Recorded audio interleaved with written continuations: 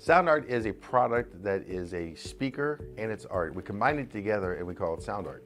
What makes it so unique that any picture can be your speaker? Sound art gives you the high quality sound without the ugly speaker. This isn't a picture with a speaker, the picture is the speaker. Just imagine your wedding picture uploaded onto a canvas and now it's speaking 10,000 tunes. I mean, it's a very cool concept. What we like so much about it that you can take anything that means something very special to you, upload it on the canvas, have it hanging up in your room, your balcony, wherever you want to put it, and now it's a speaker. I mean, how cool is that? It's something that we have that and no one has. No one has this product. It's just a great gift to give anybody. It's just a neat concept. Around here we say, art never sounded so good.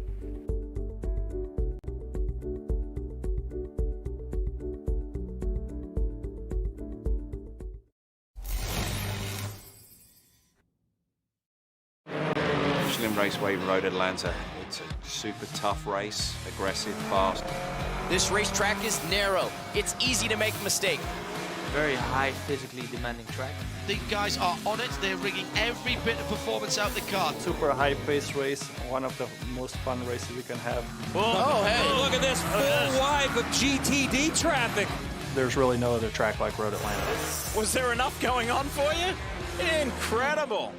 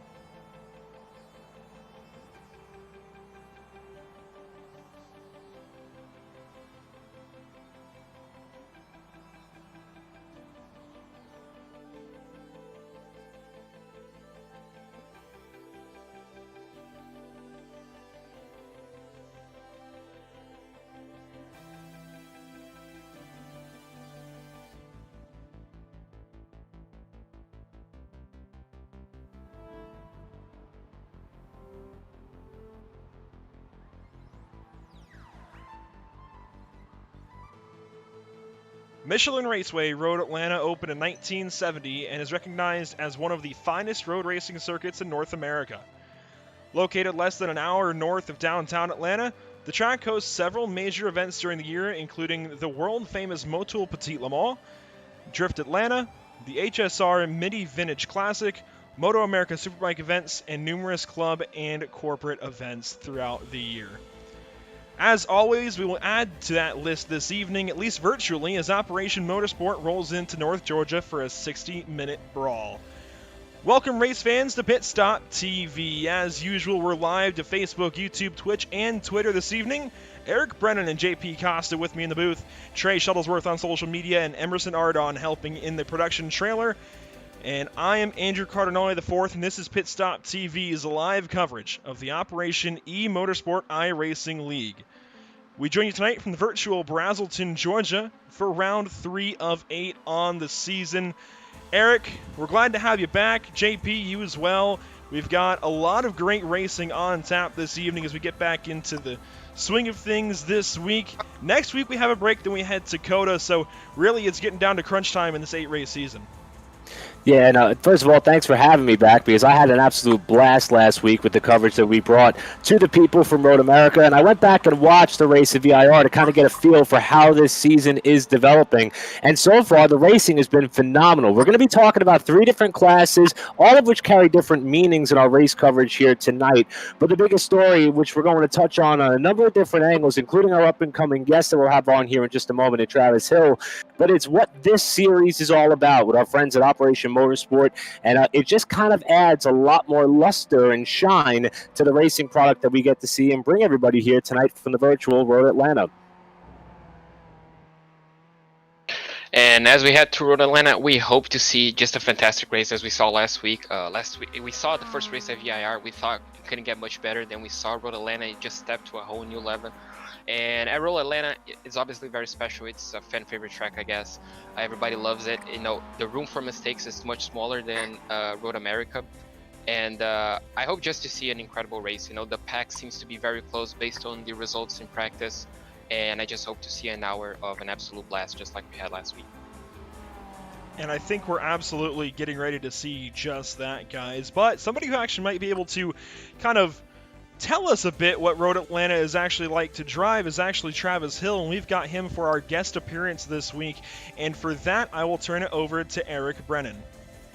Thank you very much, Andrew. And Travis, absolute pleasure to have you on here with us. As Andrew alluded to, you know, you've got a professional motorsports background, and we'll get to that in just a moment. But I think more importantly here tonight, we want to highlight the fact that you're actually a board member for Operation Motorsport, and everything that organization stands for, having it roll over into the sim racing world, albeit with everything that's going on in the world at the moment.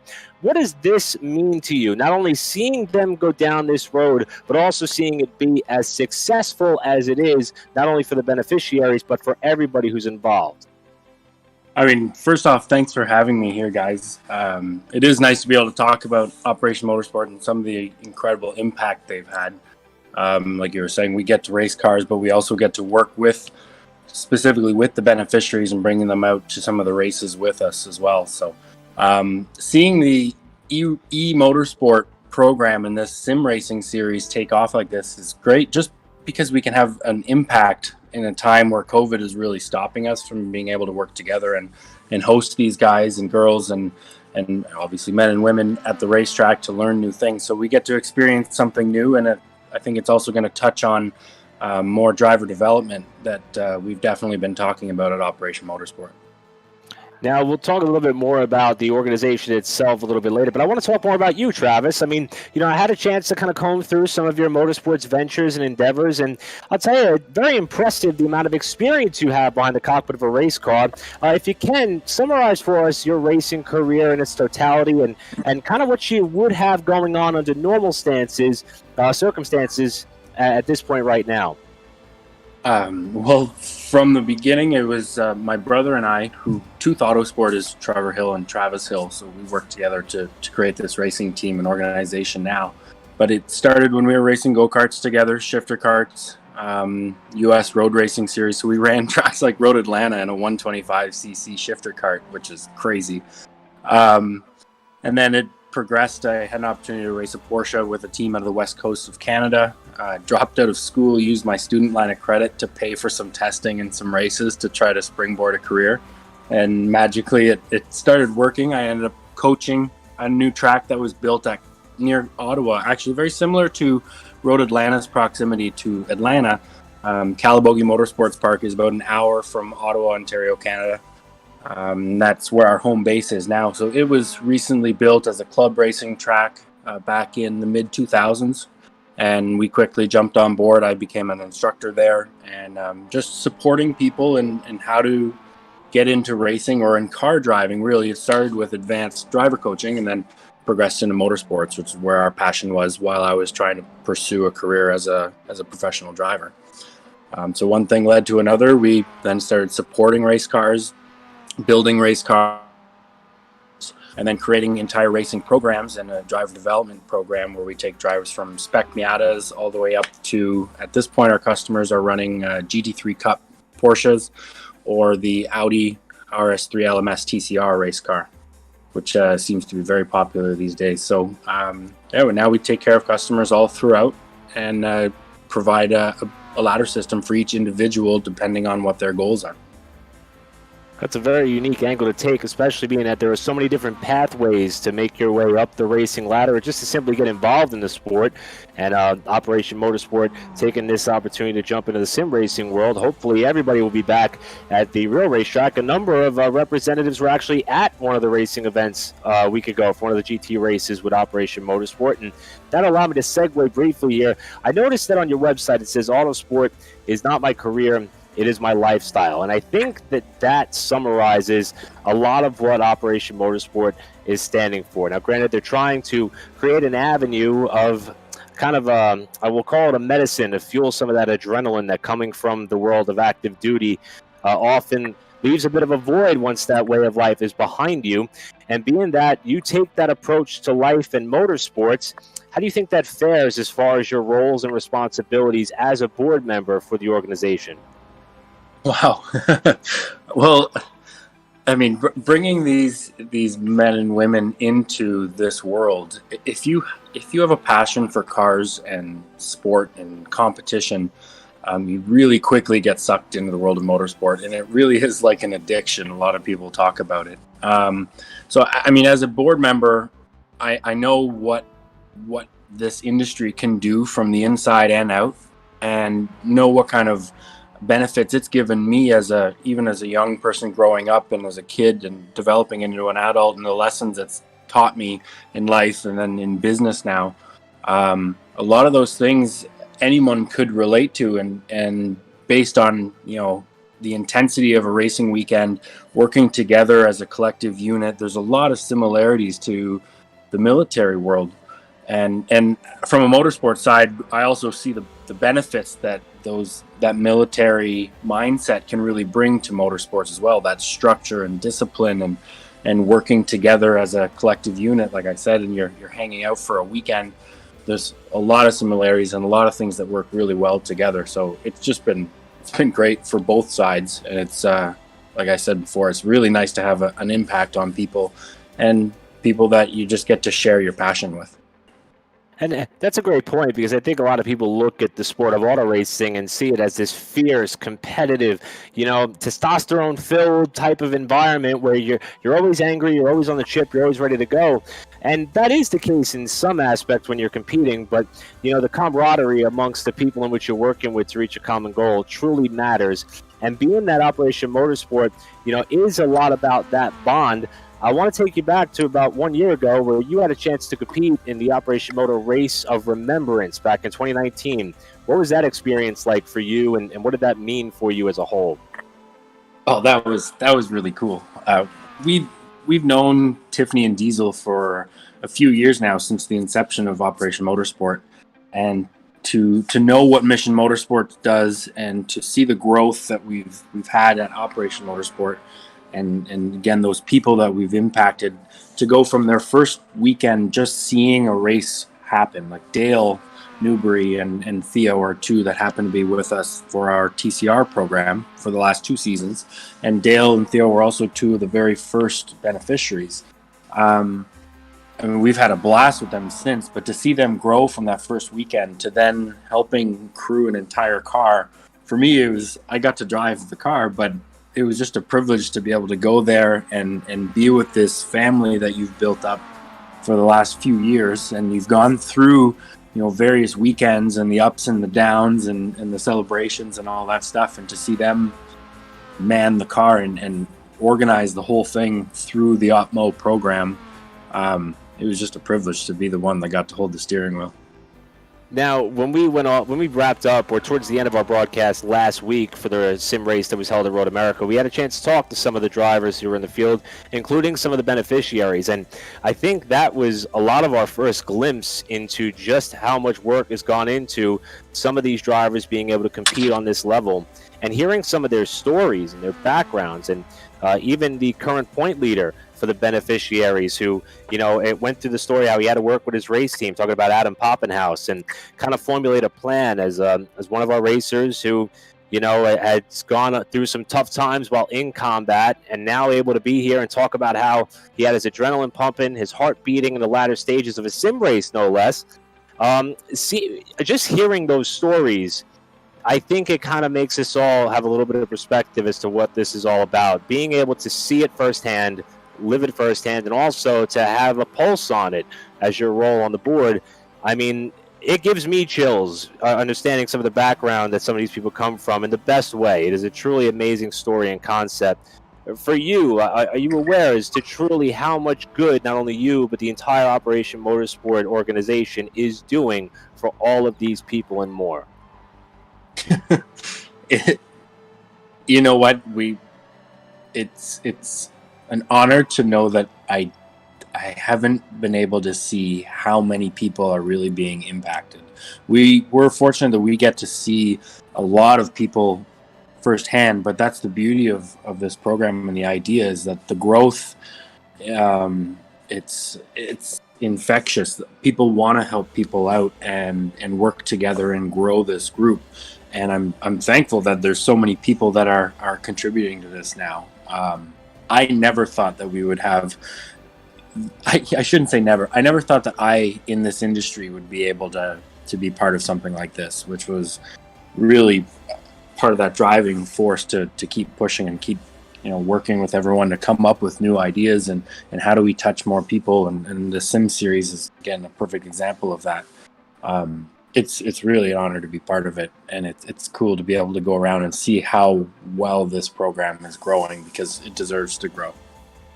It's definitely one of the best ways to reach the people. For me, this was the first time that I've had the chance to hear about Operation Motorsport, and I'm hooked. It's something I'm going to continue to follow. And for everyone watching and listening, you can go to operationmotorsport.org for more information. Again, this esports avenue is something that is new to them, but they have a bunch of other programs available. You can learn more about their beneficiaries, their team that includes Travis Hill, whom of which we're talking about right now, and we'll be touching more on that throughout the broadcast. Now, Travis, obviously the whole reason why this esports series was put together was, and partially because of what's going on in the world right now. It took a long time to get back to the racetrack, and in some cases we're slowly starting to peel back some of the barriers that were in place to prevent that from happening.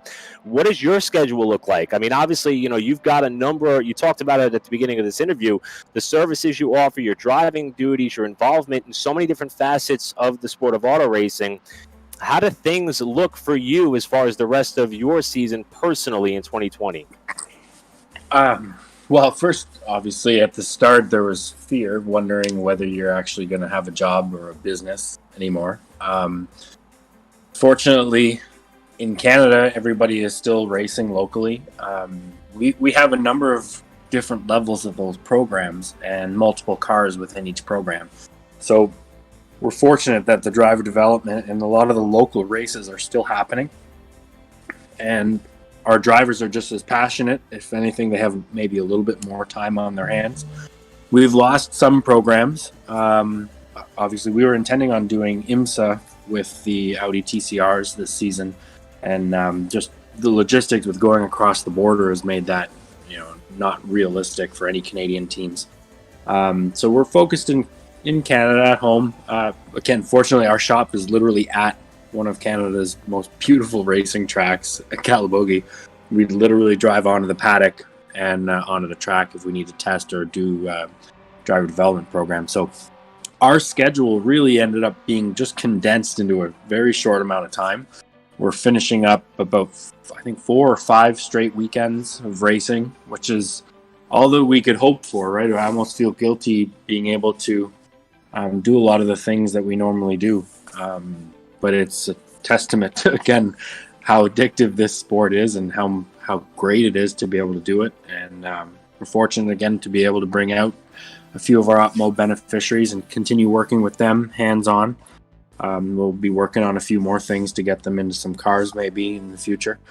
Hopefully before the snow flies here in Canada. So it hurts us to be able to go to the States. We have a shop in Florida as well that we base from in the wintertime. So we'll likely not be able to go down and do that. So we may do a little more ice racing at home. Well, Travis, we'll be working on cars and having some fun. All right, well, Travis, we really appreciate everything that you are doing, not only for the racing community, but also for Operation Motorsport. For more information, visit TravisHillRacing.com to see all the services that both Travis and Tooth Autosport have to offer and to learn more about the man behind some of the puzzle pieces that put together this great initiative, which is bringing us all here together tonight. Travis, thank you so much for joining us here on PitStop TV, and we hope to talk to you again soon. Thank you very much for having me, guys. Good luck. And again, that is Travis Hill, who not only is one of the heads up, in fact, principal owner of Tooth Autosport, but also, as we mentioned, one of the key board members of this Operation Motorsport. And Andrew, I don't know, you hear some of the dedication that goes into making all this happen. It just, I don't know about you, but it just fills me with pride to even be a part of this broadcast and knowing all that goes into making this possible. Truly incredible people doing incredible things for even more incredible people who will be competing with us in just a few moments.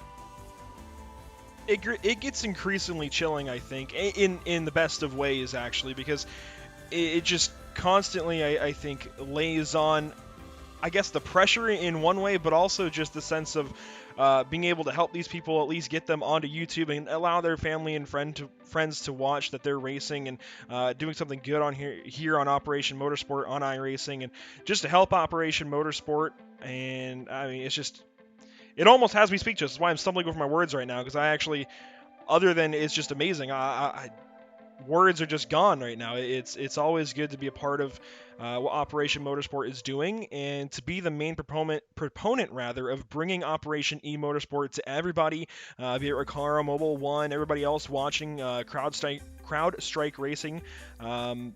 It's really cool and humbling to be that missing link between Operation eMotorsport and everybody watching at home that just wants to see their family and friends compete, especially in a time where, in Travis's case, they still can't get racing. I know a lot of us in the States have been able to go back to racetracks, and a lot of teams have been able to get back to racetracks and such, but when you're across the border and you can't go between the two countries, it really does create that issue. Thankfully, like you said, they're stationed right there at Calabogie, but there's still that big severance, if you will. Moving on to this evening, however, we have run through qualifying. That's what you were seeing as Eric and Travis were speaking not so long ago, and we do now have a starting grid, and for that I'll turn it right back over to Eric Brennan with the top 10. Thank you very much, Andrew. We will take a look at the top 10, and you see our top leading pro driver as I pull up my notes here. And we'll notice that we do have the classes broken out. You'll see that in the parentheses that we have scored next to the names that are in place. But with that, it is going to be the pro racer who has dominated the season thus far with 2 wins on the tour, kicking things off from pole, and Chris Walsh, and that he was the fastest qualifier. And our second place runner is one of the open drivers, and that is going to be Jacob. And as a matter of fact, you know what? Why don't we call on JP here? JP, I don't know if you got your stats in front of you, and you're more organized than I am here. Perhaps you could help us run through the rest of the starting grid. As, again, we're trying to work through the new graphics that you have in place to identify our 3 different groups of classes that are competing here at Road Atlanta. Yeah, absolutely. In third place, we have Rick Haslett, another open driver. And in fourth place, actually, in fourth place, we have Dustin Burkhalter. So the top 4 are all pro and open drivers, but on fifth place, we have Adam Poppenhaus, the first of the beneficiaries, and one of only 2 in the top 10. In sixth place, we have their second place finisher from last week, Christopher Bailey. And in 7th place, we have Brian Burkhardt, and in 8th, Hunter Reeve, another beneficiary who unfortunately suffered a final few laps. He ran out of fuel actually on the final few laps last week. On 9th place, we actually have a new name around here, Gen 2. I'm pretty sure I'm pronouncing that completely wrong, but I apologize. But Shane Hunter, also a new name, I'm pretty sure, rounds up the top 10. Andrew, you want to take over for the top 11? For actually the top 20? Yeah, so as you guys noticed, it's only showing the first names right now. We'll have that fixed by next week, but thankfully we have the last name of Jason Leach right there in the number 22, starting in 11th. In 12th it is, we'll try and catch up here, that's going to be a John. I'm going to say one John Winker there in the number 07, starting from 12th. We've got 13th place, that should be Joe Keens. 14th is going to be a Tim, and that's going to be Tim Bernard in the 47 car. And then it is Theo B. Actually, the B works right with that in 15th. We're coming to the start of the race, so we will let the standings fly, I suppose. Coming to the start, again, Chris Walsh on pole. We'll try and search for that number 28 car, and they go green under the bridge at Road Atlanta. Green flag is up for the third race of the season, and Walsh, who has had a spectacular season thus far, does not get the jump down to turn one. The sharp right-hander, the first corner. These drivers are going to contest here today, and Walsh is actually going to slide back into second as they begin their trek around this 2.54-mile layout. They come hopping over some of the curbs here, and the Miatas are going to make their way down this second sector of the course while Walsh nearly gets into the back of your race leader, JP. Yeah, Jacob Williams got an absolute fantastic start, and it's the first time we don't see a pro driver winning, but unfortunately his spin is out of turn 9, and that's the lead gone, and back to Chris Walsh. And as you were calling out the start, I noticed that 2 drivers unfortunately spun out at the beginning of the race. And unfortunately, John Winker and Joe and Winker was unfortunately one of them, a 12th place starter. But what a disaster for the start of the race for Jacob Williams. Yeah, that's something that you truly hate to see, to kind of quote Trey Patton right there. He got a great start, Jacob Williams did, in the number 32. He's going to slot into about 60th spot currently as they work to complete lap number 1. But unfortunately, he's going to go from the top to the bottom, and that's reverse. Usually you want to go from the bottom to the top. Chris Walsh heads down into turn 10 for the first time this evening. Rick Hazlitt has company from Dustin Burkhalter, a couple of open drivers, as they pressure one another through turn 10, that chicane at the end of that long straightaway, and they will finish up the lap momentarily, Eric. And we talk about the different classes of drivers. We have the pros, which Chris Walsh is tabbed as. You see the P next to his name on the timing and scoring sector as they come down to complete lap number 1. But 2 of the open drivers that are duking it out for a second as Burkhalter has a look down to the inside of Hazlitt for that spot. Hazlitt leaves the door open just enough for him to squeeze up through. But keep in mind, Burkhalter actually is 2 for 2 on the season thus far to start things off. He got the win for the open class back at VIR to kick things off. Also got the win at Road America. And right now he's 1 spot shy of remaining perfect. Still a long way to go, though. Over 57 minutes left to go in this 1-hour time to fair. But he is certainly stalking the backside of Hazlitt for that runner-up spot while Walsh tries to break free at the head of the pack. Yeah, unfortunately this week Walsh probably is not going to have a lot of competition, but again, it's Road Atlanta. You know, he can make a mistake and unfortunately he can lose it all, as we saw that happening with Jacob Williams. But as we look back, the fight for P2 is still very much alive. You know, we see Dustin Burkhalter really getting close to Rick Hazlitt under braking, and now they head into the massive back straight. As we can see, a few drivers actually make contact in the back. I'm pretty sure that's Tim Bernard, and now, yeah, Tim Bernard unfortunately spun there, as we saw a bit of contact between, I'm pretty sure that was Joe Keens.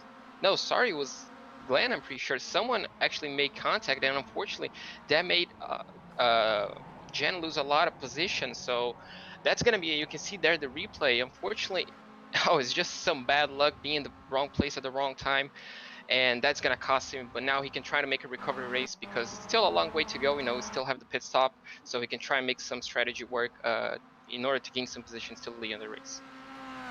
Yeah, a lot of racing remains, thankfully, for those drivers, including Jacob Williams, who had the early woes there. Chris Walsh goes quite a bit faster right there, a 1:39.9 for the number 28. Rick Hazlitt still holds on to second place over Dustin Burkhalter. That is for the open race lead. Of course, Chris Walsh, I believe, is the only pro driver, the only pro driver in attendance this evening, so he will easily, of course, take that win. I don't think you can lose to yourself. Adam Poppenhaus currently is our fastest beneficiary. He sits in 4th overall, and another beneficiary just a little ways behind him, actually 2nd place in the beneficiary class.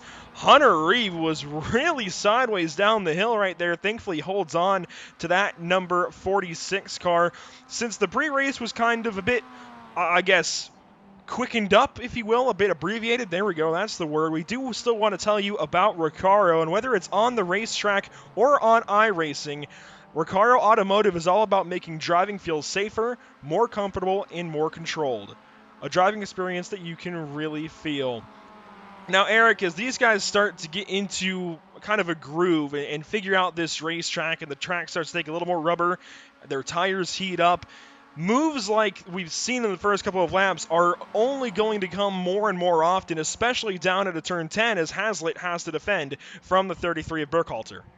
Yeah, as we go back up and take a look at that battle for what is second, but it is first for the open class that is competing with us tonight. I want to go back and correct something I said earlier. I mentioned the fact that Burkhalter actually swept the opening rounds. I misspoke there. Chris Bailey, who made his first start of the season, came out and won. It was Burkhalter had to settle for second, so he's got a 1.5 average finish thus far, trying to grab himself another win for the open class. However, you bring up a great point, and I think JP touched on what is going to be the key point of the race. It was just the last time out they decided to start these cars on a 50% fuel load, and that created some very interesting pit strategy towards the end of our race at Road America. Now, granted, this track is a little bit more than half the size of Road America, so you don't have to be necessarily on the number. We may not be seeing so many cars run out of gas on the final lap like we did last week. However, the amount of time you want to spend on pit road, and it sounds like that's something that these drivers take into serious consideration throughout their practice and preparation for these races. How much time you spend on pit road, how good your in-lap is, how good your out-lap is, even though we might start to see a little bit of separation, as you mentioned, Andrew, as each drivers find their grooves, that is going to be the key point in the race where we could see most of these top running positions decided, although everybody here from about second on back is all staying in lockstep formation, with Hazlitt currently holding down that spot. This is about 2 seconds off. You saw momentarily there the leader in Walsh breaking away, but still we got about 6 cars in line here from 2nd through 7th as they head down one of these long straightaways, JP. Yeah, and talking to a few of the drivers before the race, we're expecting around 25 to 30 laps on the fuel tank towards this first stint. So we should be looking towards that, about the halfway mark. We already have like around 3 laps only of race time, but we're definitely going to be taking a look at some drivers who may try to do an undercut, if they cannot get past. So we're definitely going to see some strategy games evolving. We see Dustin again getting close, and he's not going to put the nose in. So maybe a few of the drivers are already looking at the strategy, at the fuel strat for the race. So it's going to be interesting to see what these next 25, as Dustin is going to be looking at the inside. We don't see that move so often. He's going to make the move stick. What a beautiful move there, Andrew.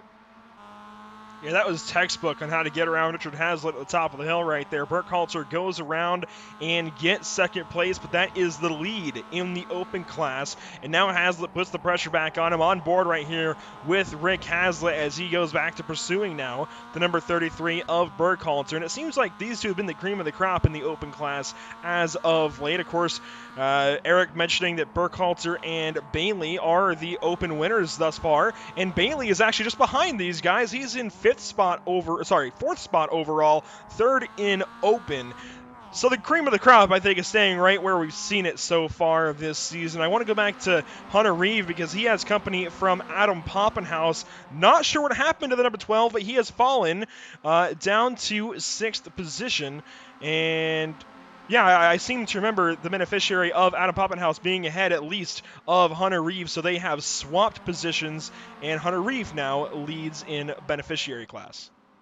Yeah, and Poppenhaus told us, if you were with us with our coverage of Road America last week, he had a spirited battle with Joe Keens, who's actually in a different class. He's one of the open drivers. And, you know, it didn't really seem to matter. And I think that's what we're getting out of this front-running group, as you got Hunter Reeve, who's the highest running beneficiary, trying to chase down Christopher Bailey, the open winner from last week. We're referencing some of the categories, as you would in most multi-class racing series. However, for these drivers, I'm not sure they really care. I think they want to find a way around as best as they can. And it's actually would be a little bit more of a flex if we see the beneficiaries get up there and mix it up with the opens. And also, if anybody could find something to battle with Chris Walsh, who's the only pro driver in the field leading. But we've got some very competitive lap times being turned from about second on back to fifth, and not too far behind them, as Andrew mentioned, Poppenhaus, even after what may have been a slip-up, or just getting run up out of the top running order here after running around the fifth position a lap ago. Still running there in sixth, not too far behind, actually starting to close back up is Poppenhaus.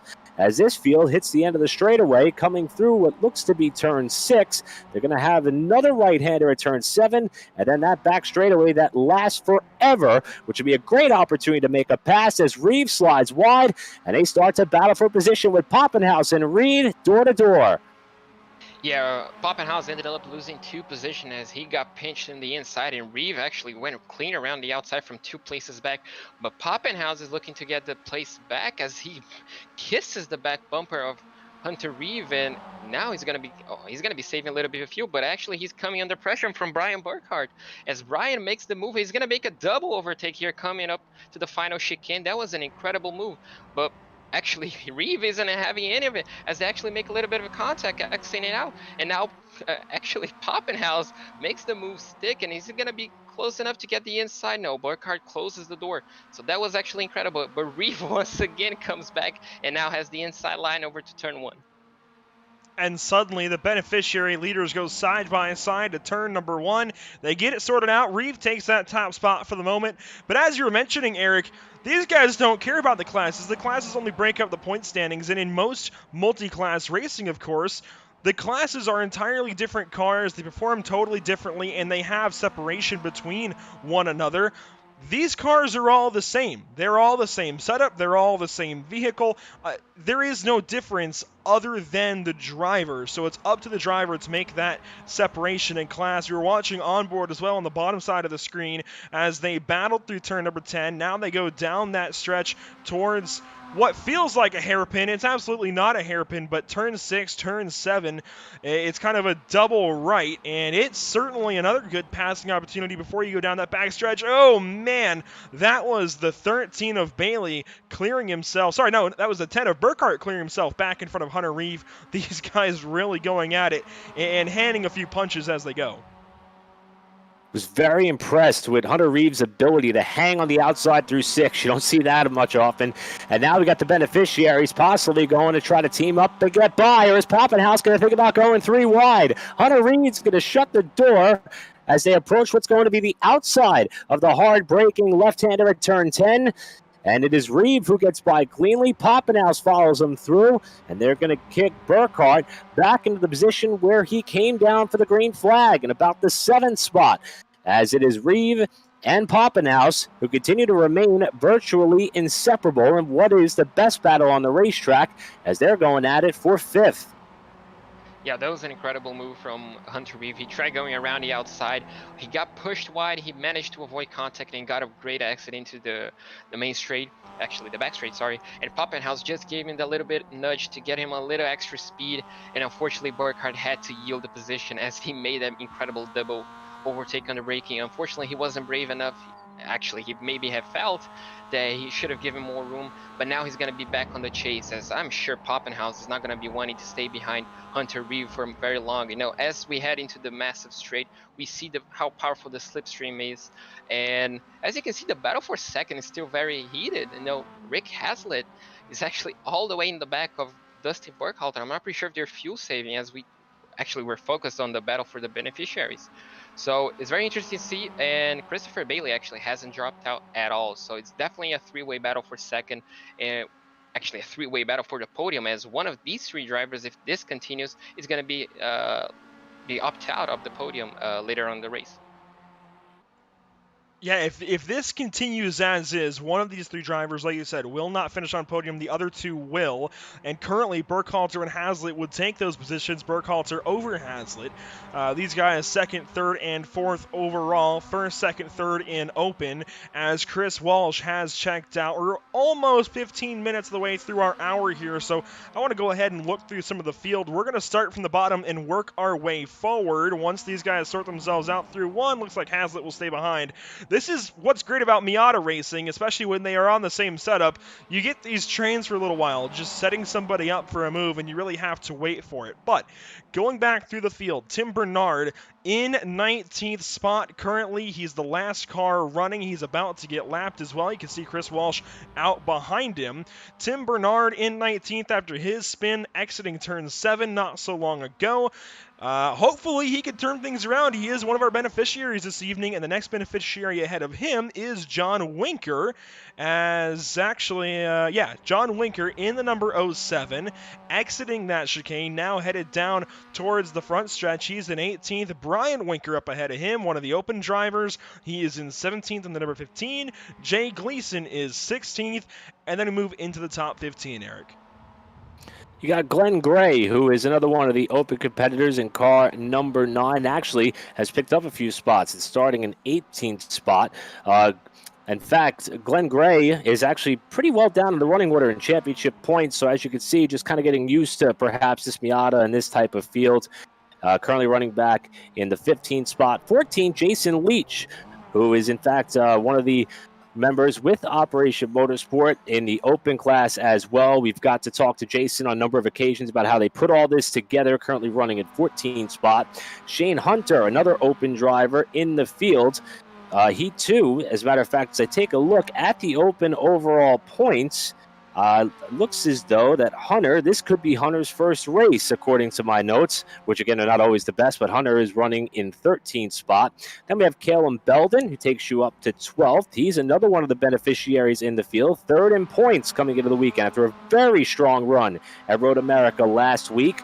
As we move up to one spot out of the top 10, we currently see Jan 2, who is another open driver, also making his first start of the year. As JP, we get up to the top 10. Yeah, in 10th place, a driver actually made 3 positions up from the start. Joe Keynes is actually having a great race. He has Gen 2 right in the back of him.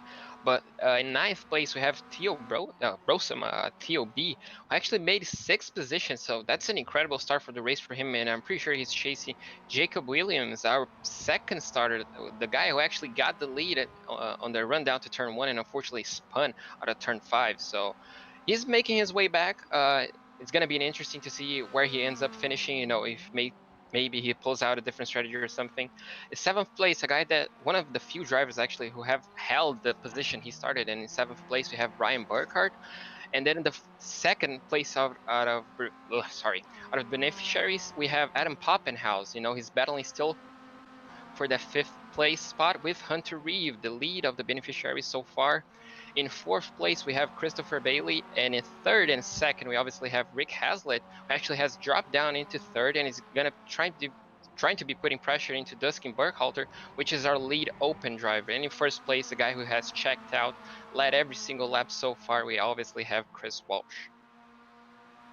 So that takes you through the field so far this evening. We're getting closer and closer to being 20 minutes of the way through this race.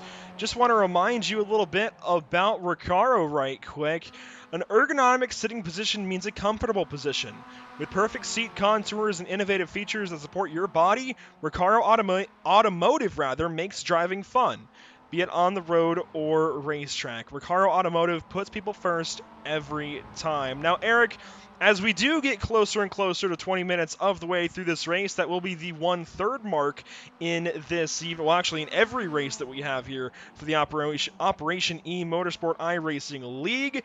That means we're getting close to pit stops. That's going to pretty much open up that pit window. Once you get inside of around 40 minutes to go, that's where guys are going to start to think about if they want to undercut or not.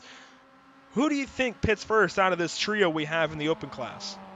Well, this is only the second time we've seen this come into play this season in 3 races. It wasn't a storyline back at VIR. They decided to add this little wrinkle to the plot as we watch these races unfold. So I got to go back to my notes and take a look at who kind of perfected the art back at Road America. And when we look at the beneficiaries, you got to think about Adam Poppenhaus, who actually told us that he works with his race team not only to fit his rig and race sim for him to compete, but also they try to come up with strategy. And we actually saw Poppenhaus struggle slightly. You see him on your screen here. Remember, he was running up in the top 5 at one point, started 5th, was as high as 4th, and has gotten drop kicked just a little bit, a couple of spots.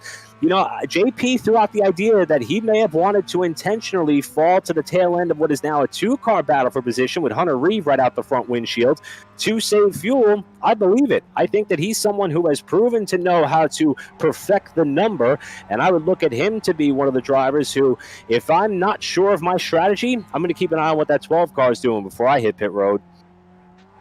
I'm definitely putting my money on Christopher Bailey. You know, we saw him just staying back throughout this 3-car battle. You know, we saw how strong the slipstream is around these tracks, that we actually have Tim Bernard actually spun again out of turn 5. So we can see that turn cutting a few drivers off guard. You know, it's a very difficult turn on every single car. But going back to the strategy game, obviously I think Christopher Bailey may have put some strategy into the works, because we saw how strong the slipstream is, especially around this track with that massive straight. So the potential for fuel saving is absolutely massive. You know, if you just stay behind, you buy your time. I'm pretty sure these drivers unfortunately know they're not within contention to win the race. You know, obviously they're going to win in their class. I'm pretty sure everybody wants to win overall, but winning in your class is absolutely special. And I'm pretty sure, especially Christopher and Rick right now, they could be trying to fuel save in order to save a few seconds off the pit stop, which can actually make a big difference throughout the race. We're looking a little ways further back in this field right now. Joe Keens seems to have caught up with one Theo Brulsema, and this could be a really good battle despite being through a couple of different points classes. Joe Keens, one of the open drivers, Brulsema a beneficiary in the number 24, and Brulsema sideways through 10. Oh my gosh! Keens took to the grass, the pass in the grass, and he makes it work for the moment. I think he's going to give some time back, though, on the inside of the racetrack. Looks like he'll do just that. And, well, no, they're side by side through the final corner, now onto the front stretch. These guys really going at it. I wasn't expecting that kind of move into the chicane. I don't think Brulsema was either. That was certainly something. That was something indeed, and I'm actually impressed at how much separation these cars could have, and they're not done yet. They're still jockeying for that spot as they're coming through some of these turns side by side. And Keens is, you know, he's had a very strong start to the season. Second in points, 10 markers out of first, trying to chase down Burkhalter in the open class as far as championship point standings. The problem is Burkhalter's all the way up there in P2, while Keens is trying to battle back after starting 13th, not the best to qualify. Oh, trouble behind. Just saw one car go out of your frame and spin sideways, and it is the driver he was battling for position. That's Theo Brulsema, who spins by himself, and he's going to lose more spots as Keens breaks away. Yeah, not only we saw Theo spinning, but we also saw Brian. You know, unfortunately he was there as well. So turn 5, cutting a few other drivers noticed on the very next lap as we saw the mistake.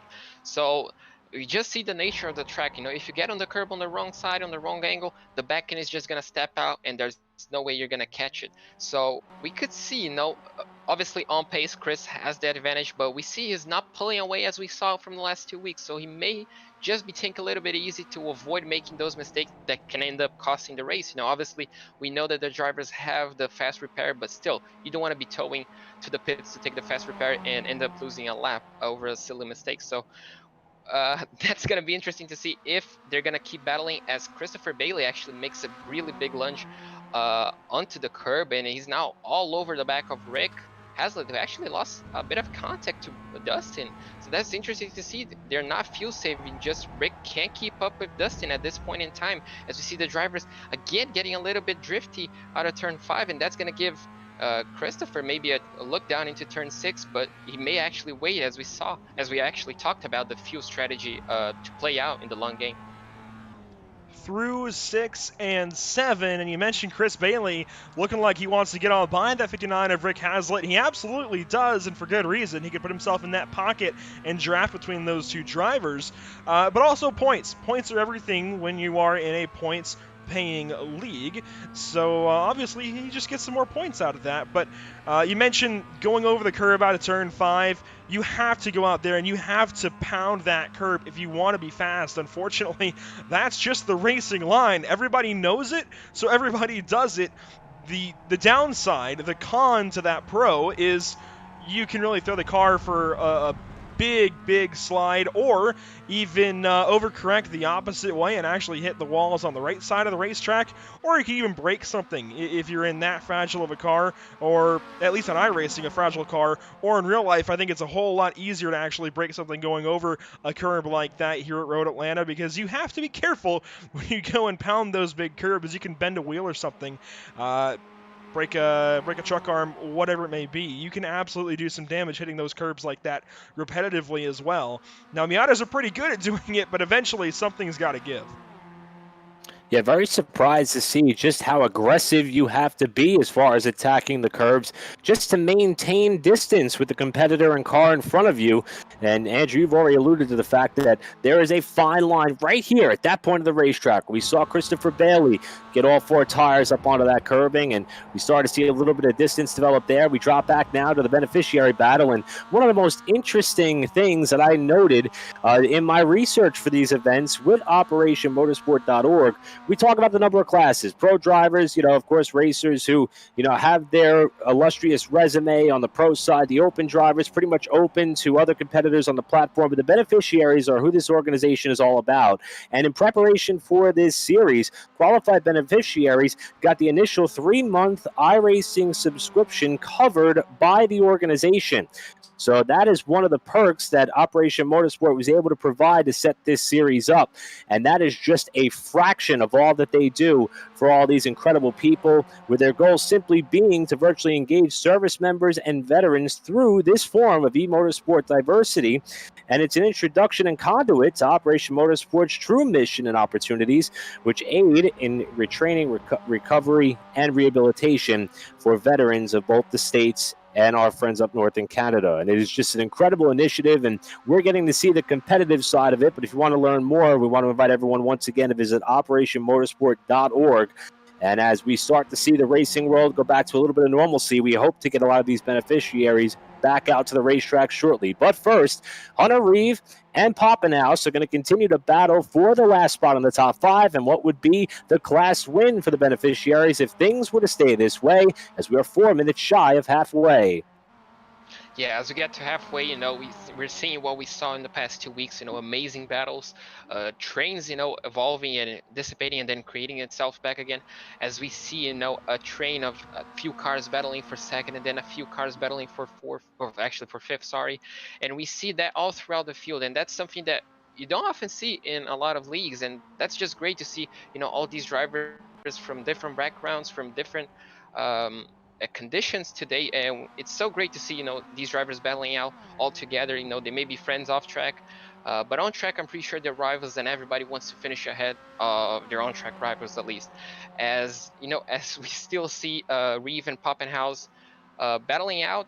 Poppenhaus actually looks like he lost a bit of contact to Hunter Reeve, so we may see, I don't know if he's fuel saving. We saw how good he is. So we're definitely going to have to see. Hunter Reeve is definitely going to be a little bit more cautious on fuel than he was last week. Obviously, he ran out, unfortunately, and lost a lot of positions. So as we pass over the halfway mark, we now should be seeing around 5 to 10 laps maybe into the fuel tank. And definitely now the strategy game is going to be the main focus towards this final 30 minutes. And now you see ATVO turns to calculating some laps to the end of the race. So we're expecting about 20 laps to go in that area. Of course, that kicks up every time we get to 20 laps to go, even in our oval races. So we're just about 2.5 minutes shy of our halfway mark. Chris Walsh continues to lead the race, and he's got that lead by some 7 seconds over Dustin Burkhalter in second place. He's got about a second back to Rick Hazlitt, who has almost 2 seconds back to Chris Bailey, third place in Open, fourth place overall. The next best battle is going to be between Reeve and Poppenhaus. We were already watching. There are some other groupings of cars on the racetrack, though. I think Shane Hunter, Brian Burkhart, the next closest, and Jason Leach not so far back. But our first pit stop of the evening is going to come from Joe Keens just before halfway, about 2 minutes before halfway. He comes in, and he's going to get some fuel and go to the end of the race. And if we think back to when we saw pit stops take place at Road America, it was Daniel Morad. It was the other pro in our race 1 week ago, not in the field here tonight, but we noticed that he got off of pit road very fast. As a matter of fact, we just saw that Keens was sitting there for quite a while. That's probably a good thing, because even if you try to tweak with the amount of fuel that your pit crew is actually putting in that car, if you time it wrong, you're either going to be in extreme fuel conservation mode in the waning laps, which allowed Chris Walsh at the time to close up a lead at one point, was nearly in double digits. In fact, it might have been in excess of 16 seconds. Until Morad eventually ran out of fuel on the final lap. So I think we want to try to keep our eyes on the cars that sit in the pit lane a little bit longer, and if some of them perhaps make a mistake as far as how much fuel they're going to put in, that may kind of be a little bit of foreshadowing as to how we could expect their race to wind down. But we're going to start to see some jumbling in the running order as the pit stops are just about getting set to get underway. And also, just want to point out momentarily, how about the driver that's up to that 7th spot? That was your outside pole sitter in Jacob Williams, who spun on the opening lap. Even though it says that he's running in 7th spot, even though he qualified in 2nd, he was well further back in the running order, and he is currently 29 seconds off the leader. And look at it there. You can see he did start in that 2nd spot, but he plummeted after that first lap, well outside the top 10, and he is charging his way up through the field, still losing ground to the leader the last few laps, but he is closing up on Poppenhaus and Reeve, and he may be able to crack the top 5 with pit stops looming. Yeah, I'm pretty sure Jacob Williams is in a completely different strategy. He's definitely going to be going flat out till the end, so we may see him taking a little bit extra fuel than the drivers ahead of him. I'm pretty sure that's going to be the correct strategy as he tries to push as hard as he can. Obviously, he qualified 2nd, so in qualifying trim, he's the 2nd fastest driver on the track, and we're pretty much seeing that. You know, he obviously dropped way back and is already up to P7. You know, he's a few seconds back, 8 seconds back from Poppenhaus. And, you know, if those two drivers again start battling after the pits, if they don't end up catching each other, we're definitely going to be seeing some battling. You know, we're definitely going to be seeing Jacob Williams catching up. As you saw just on your stream, Jason Leach, unfortunately, another victim of turn 5. And that corner takes no prisoners. You know, if you make a mistake, doesn't matter if you're leading or if you're a bit further behind, you're gonna be end up in the wall. Another victim to circumstances currently is Rick Hazlitt, who has lost that position now to Chris Bailey. So 3rd and 4th now swap. We saw a few moments ago Rick Hazlitt's big mistake in turn 5 where he got up on the curb and I think carried too much speed, had to slow down and downshift real quick, and actually kind of taking the line that Chris Bailey just took, and Chris Bailey's going to go around right in front of him. So Chris Bailey around in turn 5, it continues to be Calamity Corner, as Darrell Waltrip might say. He's going to whip that car around right in front of Hunter Reeve, who will go on by and collect that position, 4th spot, as now Chris Bailey falls into 6th, losing that spot to Adam Poppenhaus as well. Jacob Williams, Eric, you were just talking about him. He's hitting the pit lane, or has hit the pit lane. There he is right there, getting service, and he's taking tires. And, I mean, keep in mind, we just saw Bailey, who, you know, he was a winner. As a matter of fact, he was batting 1,000 on the season, didn't make the season opener, came out last week and won, was showing to be a contender for the Open win here tonight. And now he had trouble in that turn 5. This is going to allow Jacob Williams to make up some ground if he can get his foot to the loud pedal fast enough as pit stops continue on. But I think Christopher Bailey just proved how tough that sector of the racetrack is for the Miatas. I mean, he's a front runner. He's a winner, and he even lost it. If I'm somebody like Chris Walsh, even though I've got myself a healthy lead as he prepares for a pit stop here, Walsh now the overall leader and the sole pro driver in the field on the pit lane for his one and only pit stop of the race. But I think if I'm Walsh, I also got to be weary or made aware of just how tough that turn 5 is, because it's been catching out everybody regardless of experience or class. Yeah, and just as Chris Walsh comes into the pits, we have a lot of people now starting to make their stops. We have Adam Poppenhaus actually made his stop, is actually coming into his pit stall. Not only him, who also was in the pit stop, obviously actually Rick Hazlitt actually came in as well. So a whole of different strategies coming in, and we're going to be seeing probably Dustin Burkhalter coming in at the end of this lap. Obviously, he has quite a healthy lead coming into third place, but you know, you cannot sleep. Obviously, if you make a mistake, that lead can that advantage can just disappear, you know, in a blink of an eye. And we also see, you know, Christopher Bailey and Hunter Reeve still staying out. So we're going to be seeing some different strategies. We are not sure how many laps they still have on the fuel tank. Unfortunately, we cannot tell. So we're going to see if the overcut works for some drivers or if the undercut is going to be the main advantageous strategy here, as we are seeing Dustin Burkhalter, you know, the overall leader right now, coming into the final chicane. We have Yan Tu in the pit lane, Jason Leach in the pit lane, Jay Gleason in the pit lane. We're waiting on a few more drivers. Burkhalter stays out. He collects the race lead for the moment. Hunter Reeve in second place, the first beneficiary in the field. Then it's Chris Bailey, Shane Hunter, Brian Burkhart, your current top 5. Chris Walsh has exited the pit lane into 6th overall on the racetrack. Now Jay Gleason exits the pit lane, and we wait for who might be the next off the racetrack and into the safety of the pits to get service. We kept that extra bit of view around the racetrack as these guys were all coming down pit lane. We might use it again as Hunter Reeve actually is going to enter the pit lane rather. I guess you could tell I've had a week and a half off, can't you? But Hunter Reeve comes in, the beneficiary leader at the time, will get service. Assuming he just takes a tank of fuel, may take some tires, but I think we're just going to see that car take gas and get back on the racetrack. Shane Hunter now enters the pit lane as well as the top runners start to make their way to the safety of pit road. I've had my eye on the leader in Dustin Burkhalter and just kind of surprised that they're electing to go with this strategy as late in the going. He's on his 21st lap of competition with 16 laps to go. So even if he elects to come down next time by, as we see Brian Burkhart elects to make his pit stop in the race, he pulls on the pit road. But if Burkhalter elects to come down next time by, that'll be with 15 laps to go. So it'll be pretty much a sprint for Burkhalter, but by staying out, he's had to avoid some carnage and some cars that he has not been around all race long. In fact, there was a car that spun. I believe it was our buddy Jason Leach who went around at the exit of the pit lane. Shane Hunter now on pit road along with Caleb Belden. But Burkhalter, with this strategy and cars blending up out of the pit lane, is he's going to dive for pit road now.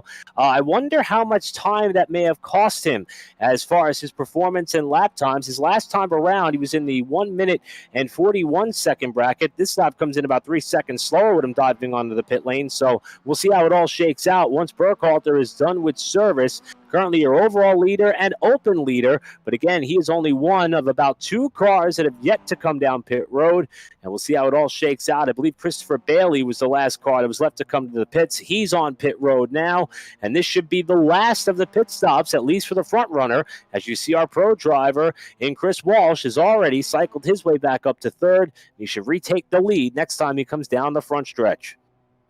And it's really interesting to see the different strategies. We see drivers taking tires and we see some that are just taking fuel. So we're not pretty sure if the tire wear is going to be, it's being a major factor, and the end of the race could be like a deciding factor to those that decide to take tires. But one driver who actually took tires and actually made some major road was actually Jacob Williams. He's now right onto the back of Adam Poppenhaus. So actually closed that 8-second lead even though he took tires. And I'm not pretty sure if Poppenhaus actually took tires as well.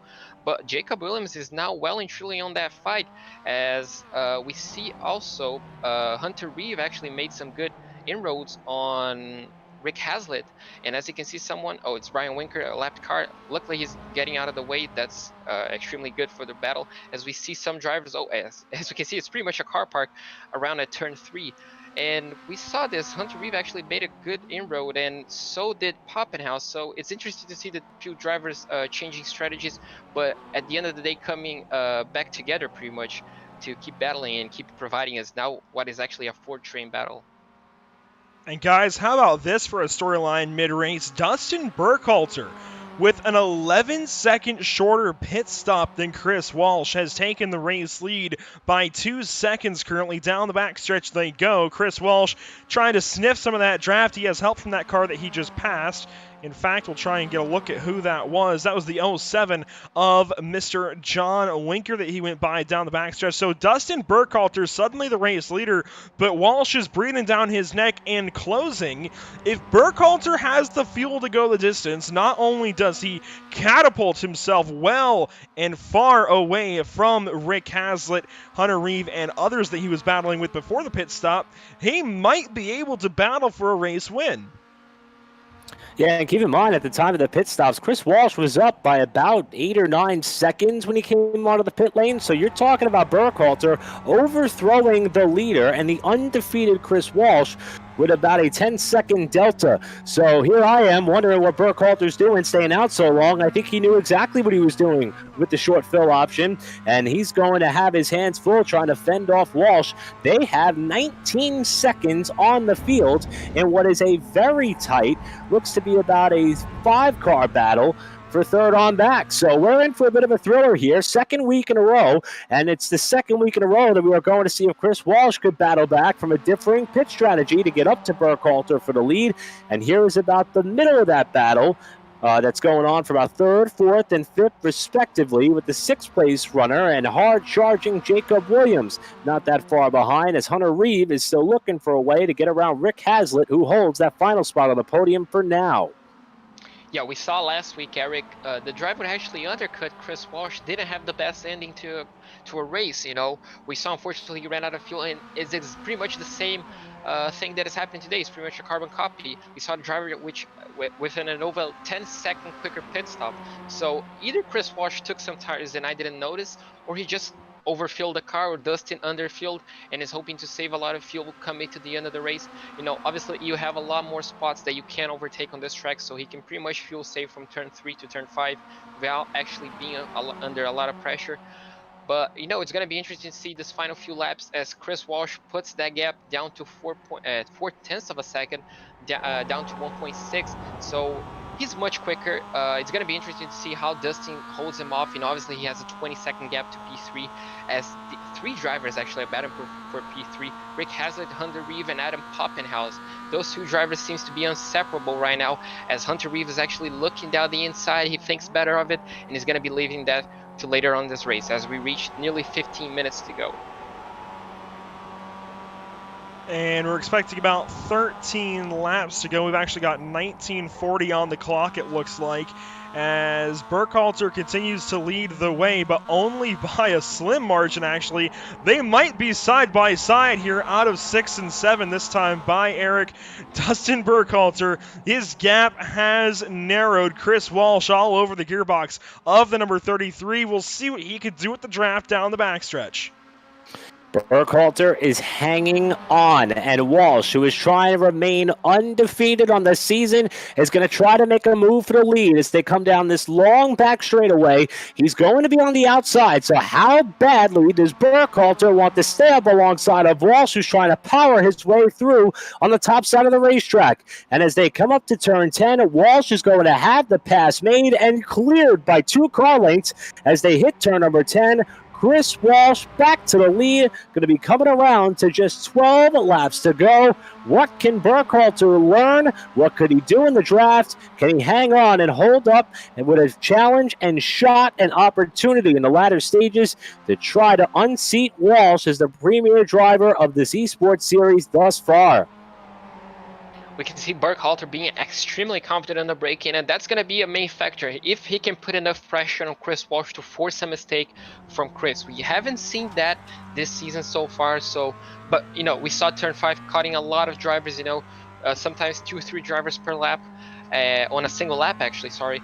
But it's going to be interesting if Dustin, even if he can't get past on raw pace, if he can just stay close enough to trying to put enough pressure on Chris, maybe Chris can make a mistake and spin out. But it's going to be interesting, you know, if he cannot get on pace. Obviously he has a 20-second gap. We're going to see how much fuel he has, if he has enough to make it to the end at all without making another stop. So it's going to be an exciting 12 laps to the end for fighting for the lead. But what else is going to be an exciting 12 laps is the battle for third, as Jacob Williams makes a move into Adam Poppenhaus. Unfortunately, we didn't catch that, but he's already up into P5.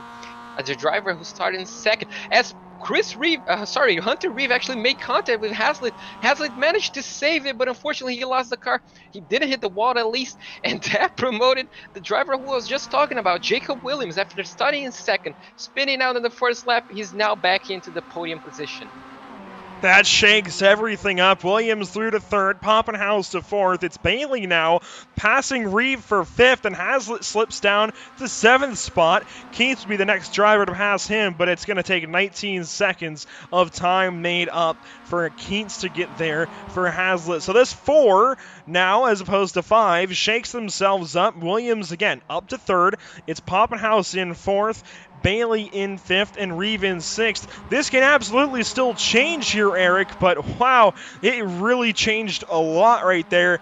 And I think the best of those drivers now is back in front, because we've seen Jacob Williams go on an absolute tear this evening. He's clearly got a lot of speed in that number 32. It's just a matter of being able to stay out of trouble. We saw him be the first victim of turn 5, and hopefully he isn't the last.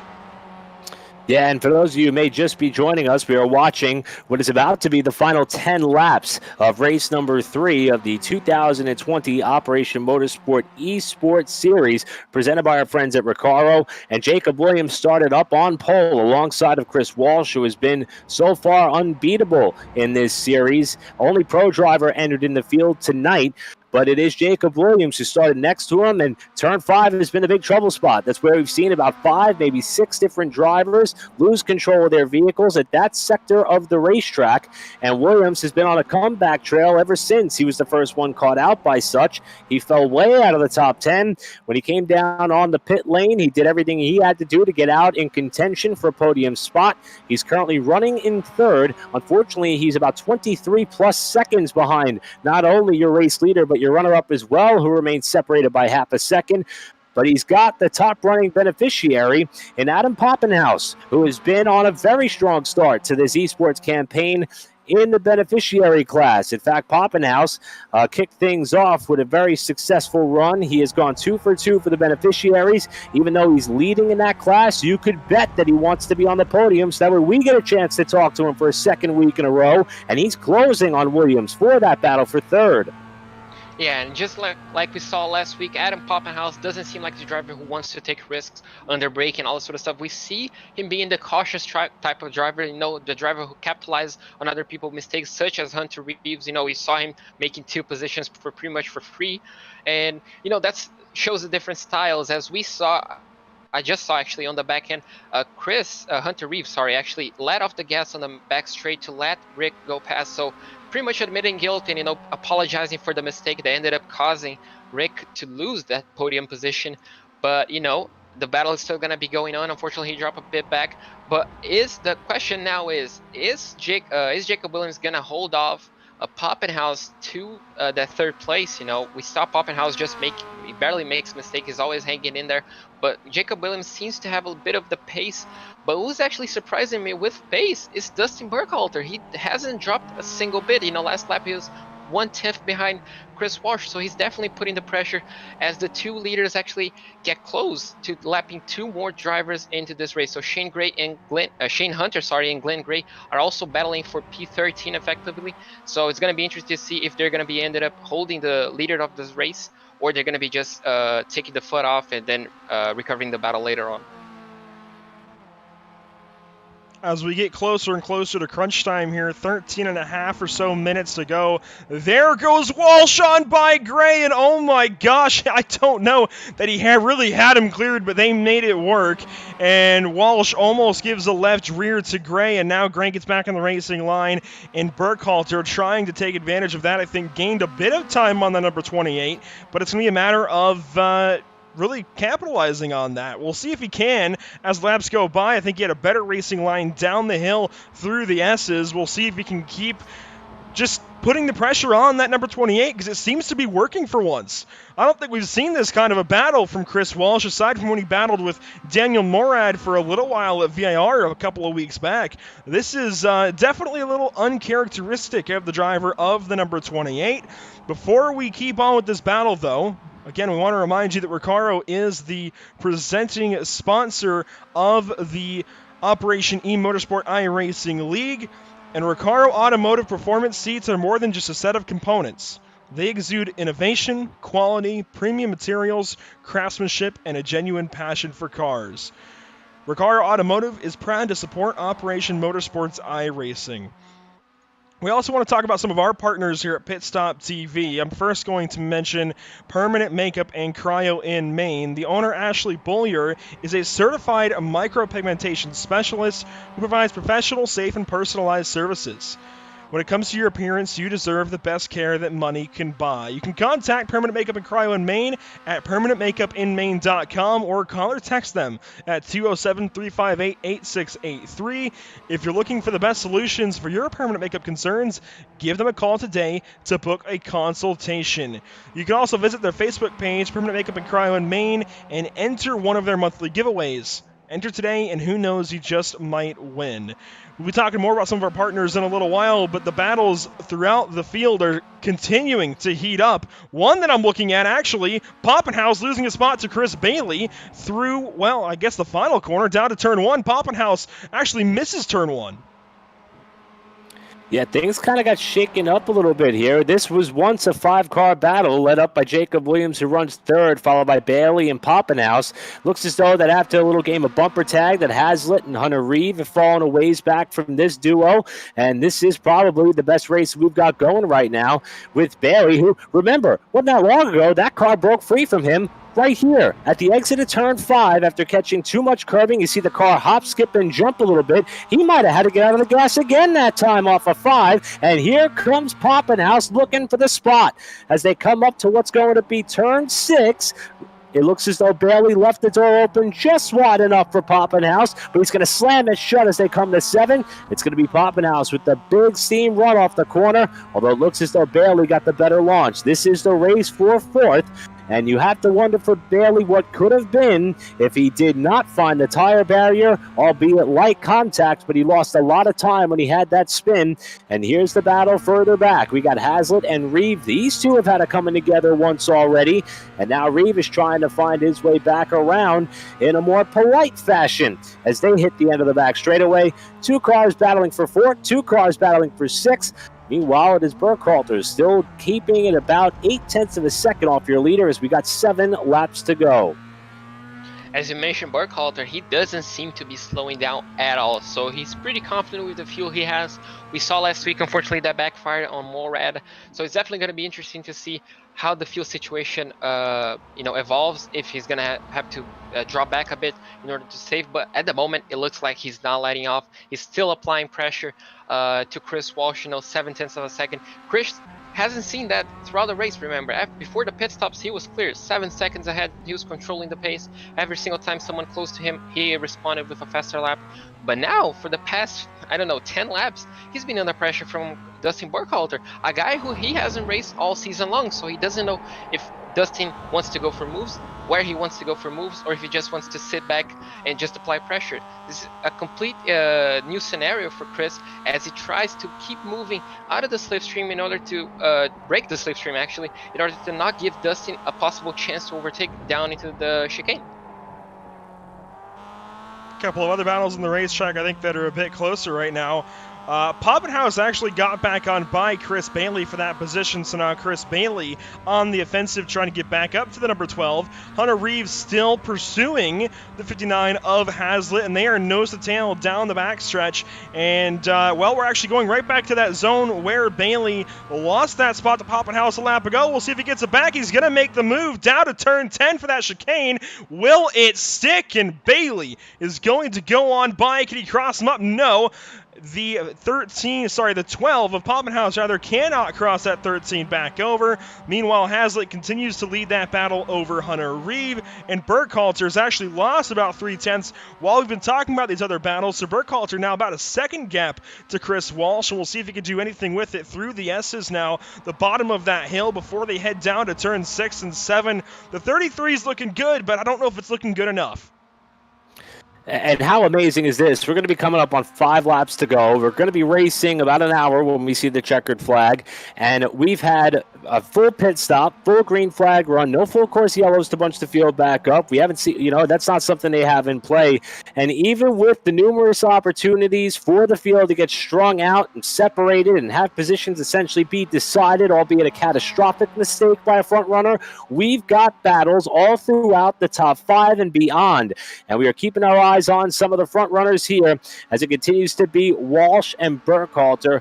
And I got to tell you, I just got a suspicion, and I could be dead wrong on this, as I have been many times before, but watching these cars exit the S's through turn 5, I feel like they're all getting a little bit more aggressive. As look at Poppenhaus, speaking of aggressive, a big mistake that time. As he enters through the S's, he goes way off the track, clips a couple of cones, and now he may lose more spots, and he will. Going by goes Reeve and Hazlitt, and Poppenhaus is going to fall out of the top 5. Yeah, I just saw that replay. That cost Poppenhaus absolutely everything. The chance they actually had for 4th place. Unfortunately, he dropped back behind Hunter Reeve again, but he looks like he may be a bit too far back to try and make a move. But we never know. Reeve and Hazlitt already made contact this race, and if they keep battling, they're obviously going to be slowing each other down, allowing Poppenhaus to close back in. But that obviously gave Christopher Bailey the breather that he needed, the buffer. So he can pretty much relax till the end of the race. Unfortunately, he doesn't seem to have the pace to keep up with Jacob Williams, but he definitely has the pace over Rick Hazlitt.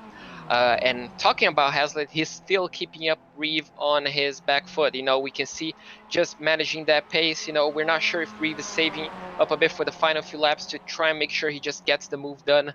But, these drivers you can see just how close they are coming into turn 3. Hunter Reeve is actually putting the maximum amount of pressure that you can put without making contact. So this is incredible. As he goes a bit wide, you can just see the Mazda just drifting a bit wide. So you can see they're just pushing the absolute limit. As we see another mistake, who is that? Christopher Bailey. So I was just talking how comfortable he got. He unfortunately lost the lead. No, 4th place. And that promotes Rick Hazlitt up into 4th place. So after that contact, dropped him all the way back to 7th. He's now all the way back in 4th again. Turn 5 strikes again. Now it's turn 7 as Hazlitt, I think, took an early apex and caught that curb on the inside, popped it up, and actually he took a really wide exit out of 7. That is actually going to bring Poppenhaus closer and closer to possibly make this a 3-car fight, because now Hazlitt is backing Reeve up, and Poppenhaus is full send right now. He wants to go catch these guys and battle again. Bailey is a little ways behind him. We could still have a 4-car battle before the end of things. We'll see what Reeve does into 10. He sits back and he is just waiting for the right time to make his move. It's kind of like super speedway racing in NASCAR, Eric, where you want to wait to make your move until out of turn 4. Even on a short track, you want to wait until the last lap, last corner to make that bump and run to make sure you aren't passed back. Yeah, even in some forms of road racing, depending on what type of car you're maneuvering, timing could truly be everything. And you want to be the driver to make the last move and have the last shot. And I wish I could rewind the tape, because I was getting ready to say that I feared that turn 5 was going to catch somebody else off guard. And with 4 laps to go, we may not be done yet. Reeve with a huge run approaching that sector of the course as they navigate their way through the S's. Now it's Hazlitt who runs a little bit wide momentarily. Reeve's going to fall back into the tire tracks, and don't look now, but Poppenhaus is in fact closing as they continue to sidewind and weave their way in this battle for 4th position. Here's Poppenhaus, and look at the gap starting to close with now about 3.5 laps to go for this battle, 4th, 5th, and 6th respectively. Jacob Williams holding down 3rd. Meanwhile, Burkhalter has closed the gap on Walsh for the lead. Incredible racing going on here as we'll be coming up on 3 laps to go. This battle for 4th is going to head up the backstretch once again. Yeah, and as we see the battle for the lead once again, you know, they're just closer and closer and closer. So Dustin probably has no issues with fuel. So we're not really sure what happened to Chris Walsh during that pit stop. We're going to have to see if he makes it into the podium. We're obviously going to see that on the interview. But you can see Dustin still applying pressure. And Chris is not able to pull that off. You know, we're not seeing... Oh, actually, we're seeing Dustin, you know, absolutely putting the pace on the pro driver as they're 24 seconds ahead of third place. So Dustin with an absolute drive today to try to put pressure on Chris and maybe become the first open driver to win an overall race. I'll be honest, 5 minutes ago, I didn't think Burkhalter quite had it, but right now, he just might. If he gets one more good draft up to Chris Walsh, and he makes the right move into turn 10, he might be able to win this race. I think it's going to have to come on the white flag lap, though. That way he can lead up over the hill for 11 and 12 and finish this race off. We'll see if he can do it. About 2.5 laps to go, about 2.5 minutes to go. We're hoping that we get as much racing action as possible, quite honestly. Rick Hazlitt still leading Hunter Reeve in that battle. Poppenhaus suddenly making it a 3-car fight. They're all separated by less than 2/3 of a second. Hazlitt, Reeve, and Poppenhaus, or at least thereabouts. Yeah, about a half a second now as they round turn 5. Down to turn 6 they'll go. This another pretty good passing opportunity. If you can set somebody up through 6 and into 7, you might be able to get them for the backstretch. Yeah, and one thing we're going to be keeping our eye on here in the closing laps is mistakes. We saw the leader and Chris Walsh dip a couple of tires off into the dirt for the first time. I think we're going to see that in this battle here as well. In fact, we already have. We saw Poppenhaus have a bit of a struggle on his own as he was coming up towards that sector of the racetrack, trying to hold on to that fourth spot. And we're also seeing it developing here a little bit further back to more drivers who are battling for position. But there is incredible racing going on with 2 laps to go. Again, all going on behind that of Chris Walsh, who holds down the top spot over Burkhalter by about 0.8 of a second. All by himself in the third spot, only losing 1 position. After qualifying on the outside pole, Jacob Williams holds the final spot on the podium. And we got 3 cars that are going to duke it out for 4th in this final lap and a half.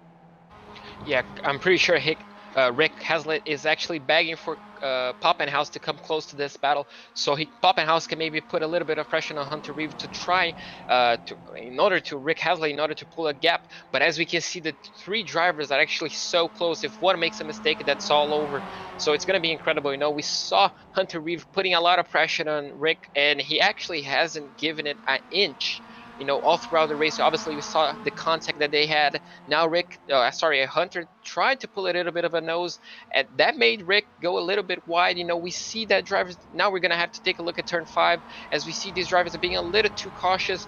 Obviously, they're going to be throwing caution to the wind on the final few laps. Actually, on the final lap, should be next lap. And we see these drivers again at Poppenhaus loses a little bit of ground into turn 5, so we can see the confidence levels in these drivers are a bit different. But Hunter Reeve is going to be trying to get a good exit out of turn 7 in order to finally try to make a move, which is going to be put him in 4th place. As we come to what we should have, the white flag lap right here. Time has run out. Yes, final lap. White flag is in the air. Chris Walsh has it, and he's got a second back to Dustin Burkhalter. I'm going to try and catch you all up on some of the battles around the racetrack. So Rick Hazlitt is trying to hang on to the 4th spot over Hunter Reeve, the first beneficiary in the field. Here comes the move with just over a lap to go for these drivers. Reeve finally makes the dive on Hazlitt. Hazlitt sideways out of 10A down to 10B. Going to lose another spot as there goes Adam Poppenhaus. So Hunter Reeve actually now loses a position to Adam Poppenhaus. The 2 beneficiaries battle down the hill. They will take their white flag. They've got to do it all one more time as Chris Walsh continues to lead. At least I thought, no, that might have been the finish. I'm very confused right now because these guys, I saw 1 car pull over. I think he was out of gas. So I'm going to back up a little bit.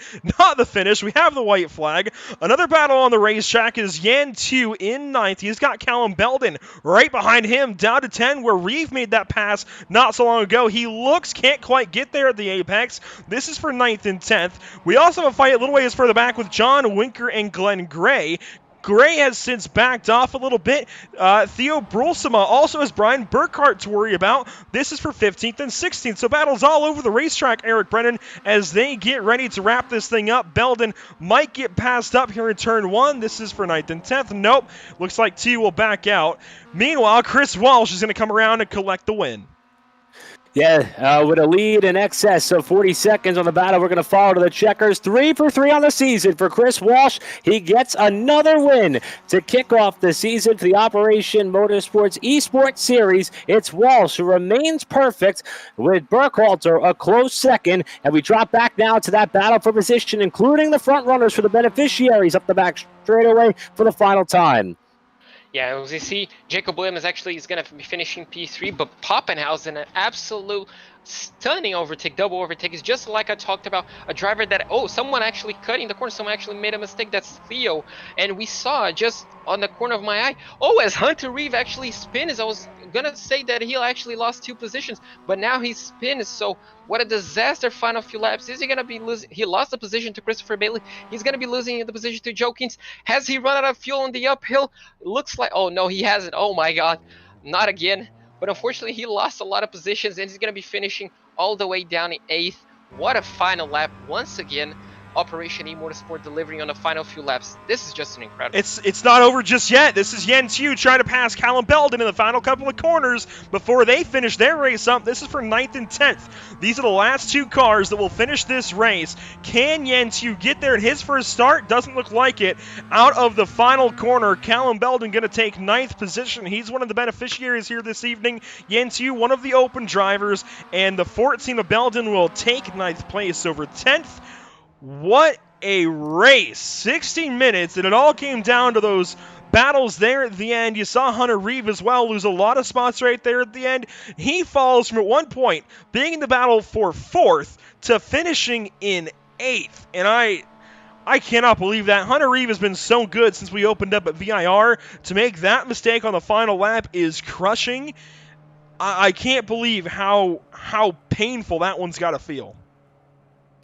Yeah, and I can't believe how these races have been ending. How do we go an hour with the Mazda MX-5 at a track like Road Atlanta that is obviously proven that is mistake-prone, especially on the exit of the S's, and we have all those battles for position going down to the wire, even for the lead. I mean, the final margin of victory unofficially is about 9/10 of a second. I think just before the pit stop, I don't think any of us thought that Chris Walsh was going to have any pressure throughout the day, but Dustin Burkhalter was able to apply some pressure, not only up until he lost the lead, but really all the way down to the checkered flag. We saw Walsh make a few mistakes, and just a phenomenal run there.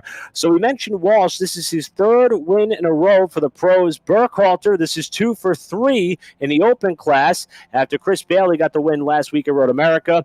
And on the beneficiary stage, Adam Poppenhaus with that late race charge. Remember the mistake that he made going into one of the final right-handed corners with about, 3 laps to go? Battle back from that, came up 1 spot shy of a podium, but he will grab the class victory for the beneficiaries as well. I cannot believe how competitive these races have been.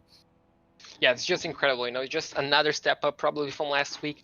I just can't wait for Coda in this state, because on VIR we had a fantastic race. On Road America we have an even better race, and today was arguably even better. So Coda only is in store for a fantastic race. But talking about the top 3, obviously Chris Walsh led pretty much every single lap up until the pit stops. Obviously Dustin went a bit over, a few laps over in the overcut.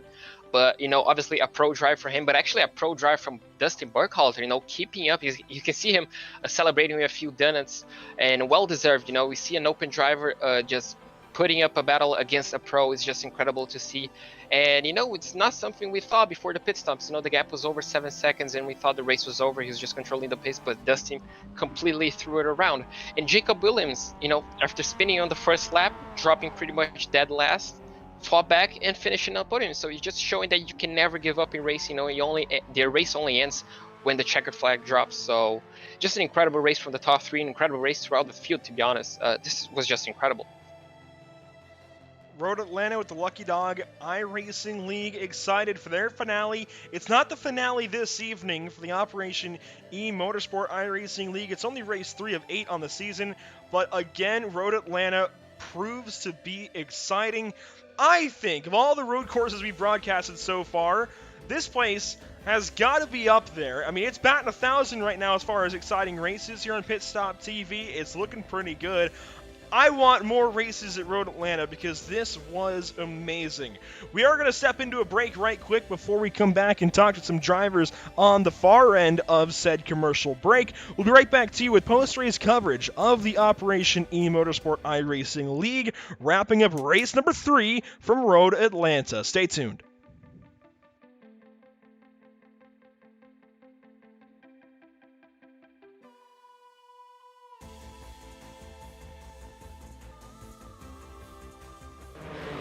Raceway Road Atlanta. It's a super tough race, aggressive, fast. This racetrack is narrow. It's easy to make a mistake. Very high physically demanding track. The guys are on it. They're rigging every bit of performance out the car. Super high-paced race, one of the most fun races we can have. Oh, hey, look at this, full wide with GTD traffic. There's really no other track like Road Atlanta. Was there enough going on for you? Incredible.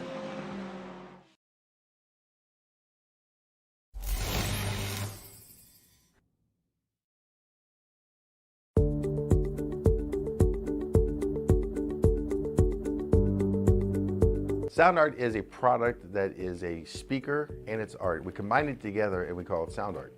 What makes it so unique that any picture can be your speaker?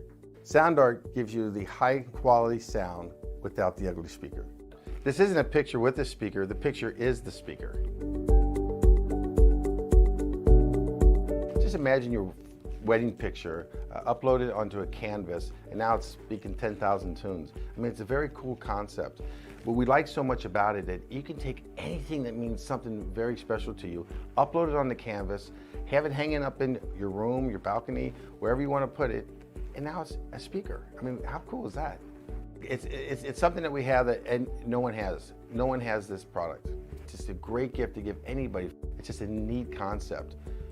Around here we say, art never sounded so good.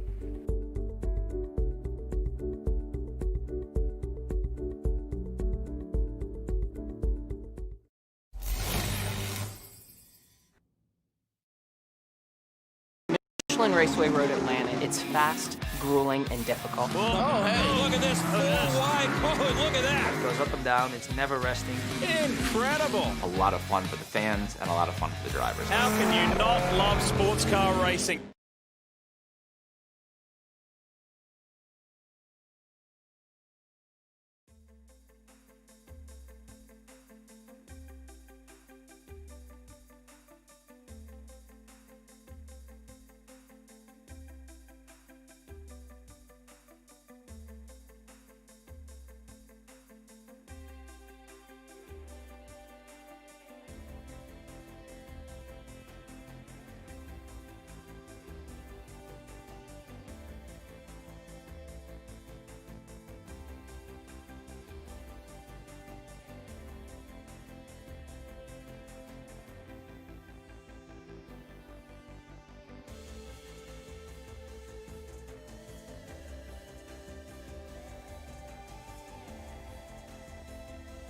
We welcome you back to Road Atlanta as we wrap up our post-race coverage.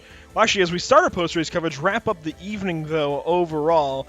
First, of course, we want to talk about some of our partners here at PitStop TV. We're going to lead off with Tucson Sound Art, your picture, your music. You provide the image you want, and we will custom create a beautiful framed high-quality canvas with a built-in Bluetooth speaker. With Sound Art, you get the best of both worlds. Visit TucsonSoundArt.com for additional info. I'm really looking forward to something that Mr. Pat and Gale over there is putting together for me. It's going to be a nice little, I don't think it's going to be very large, but a sample of what it could be. We've gotten together, and that's going to happen. I'm really looking forward to seeing how that actually turns out. Eric, I know last week at Road America, you mentioned you want to get in on that.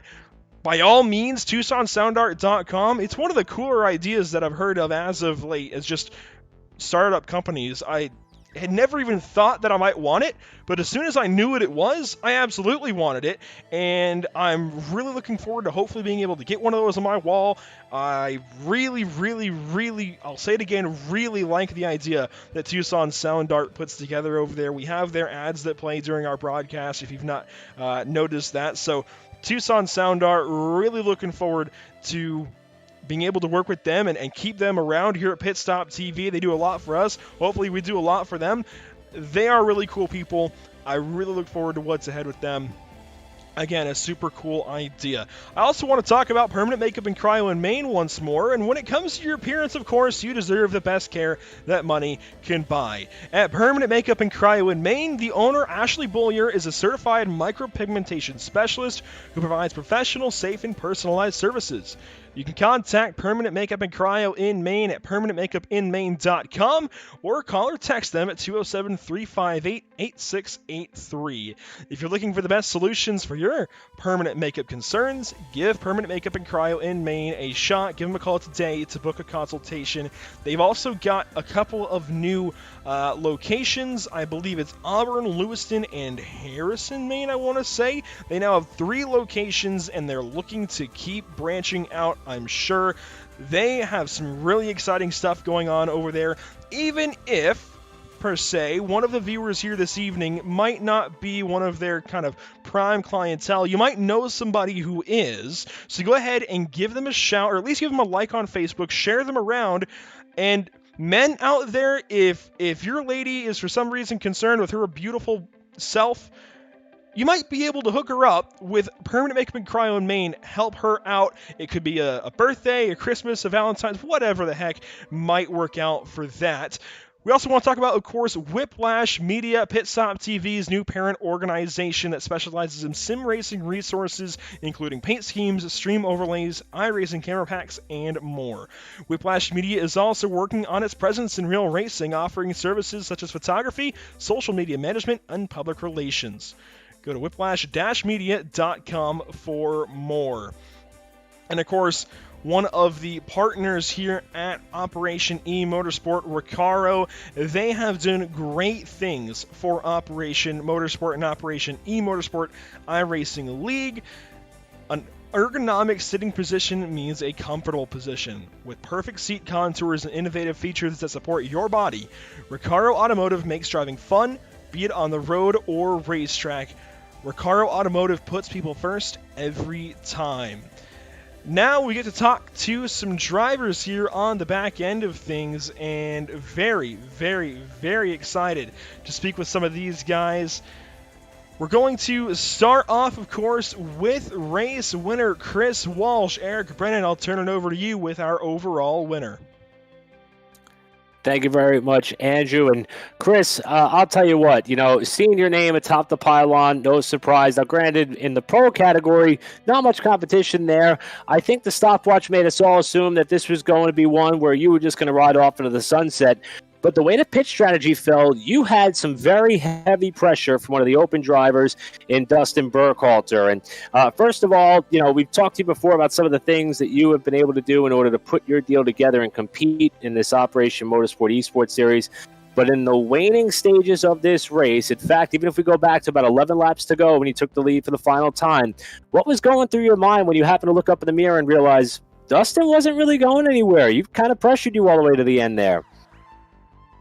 Yeah, I mean, Dustin drove a great second half of the race. I knew I made a mistake in the pits. I took a little extra fuel than I needed, and then I had a technical issue where I had the pit stop restart. So I was in there for like 4 seconds longer. So I was like, yeah, I'm going to come out, and it'll be an interesting second half. So I didn't know where I would finally end up. But yeah, when Dustin got in the draft, he was able to hang in there, and that was actually really fun. It made it an exciting second half of the race, and he got caught up in some lap traffic there at the end, which gave me the second gap, and I could take it home from there.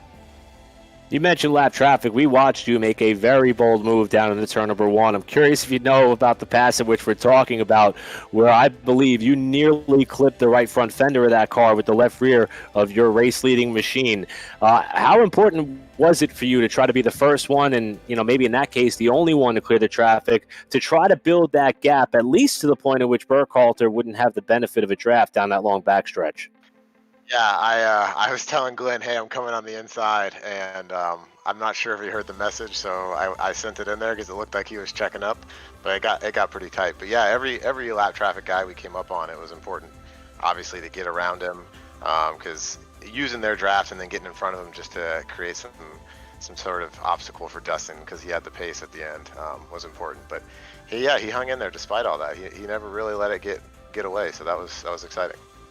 So now we got a week off before we turn our attention to Circuit of the Americas. In fact, we got a couple weeks off before we go to Circuit of the Americas on September 15th. Another very, different track as opposed to what we dealt with at VIR, Road America, Road Atlanta. It's a purpose-built road course, but with the amount of elevation change, a lot of runoff room, very forgiving. But we're also seeing some of these other drivers kind of come into their own, not just the Opens, but some of the beneficiaries. Very fast here this weekend. Do you expect to have even more competition per se when we kick things back up again in about 2 weeks? Yeah, I think especially with the type of track Circuit of the Americas it's a lot of straightaways if we're running the full course, and so the draft is going to be huge. So these guys, they showed they got pace and they can easily get in there, and if they can hang in the draft and keep their tires, held together, then yeah, it'll be a fun race. I hope to see Daniel back by then, but he's out on his pro tour now, so we'll see what happens. Well, across the three classes, you are the only driver still batting 1,000, my friend. I understand that there may not have been any competition on the pro front, but you still claim the overall in all three races. That's a pretty strong start to these three races. Maybe you can keep the streak going in a couple of weeks. Chris Walsh, congratulations on yet another win, this one coming at Road Atlanta. You guys have a great evening. All right, Andrew, we'll turn it back on over to you. So we heard from our winner, Chris Walsh. We got a couple other people waiting in the wings as well after what was another thriller for the third race of 8 on the calendar. And, of course, that was pro winner Chris Walsh. We're going to speak with each of our class winners this evening for starters. So next we're going to walk on down to Dustin Burkhalter. JP Casa, I'll turn it over to you with our second place overall finisher. Hello, Dustin. Can I get a copy? Yep, I'm here. So, tell us about that drive. The first half was pretty okay, I guess. You kept up, you managed to pace the gap to first place, but that pit stop, that completely changed the race. We saw a completely different race from the second part on. We saw what was essentially a pro drive from an open driver. So, talk us through the race.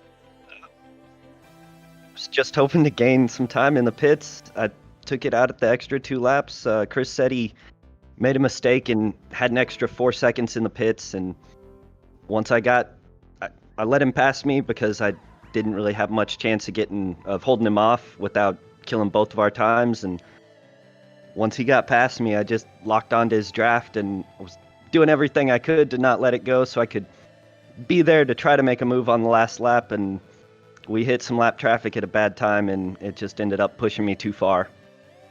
Yeah, unfortunately, the left traffic didn't play in your favor, but obviously, the rest of the race, you kept closing in and dropping back a bit. That was incredible. So, as you said, you didn't make a mistake. Actually, Chris made a mistake on the pit stops, but this is your second podium in 3 races. Obviously, you made podiums on the probably most difficult tracks. We saw barely any mistakes from you throughout the season. So how does your focus shift, heading into COTA? Obviously a very different track. We see a lot of runoff areas, so completely different through the last 3 that we raced. So how does the focus shift?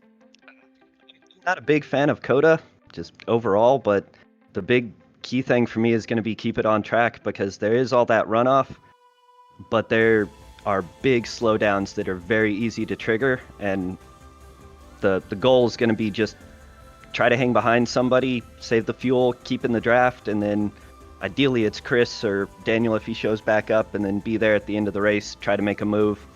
There's plenty of chances in a Miata after that back straight to make a move on the last lap and be able to have a chance of holding it. I'm pretty sure you're just excited as we are, heading into COTA. It's going to be an entirely different race, and I hope to see you again on the podium in a few weeks' time. Yeah, thank you.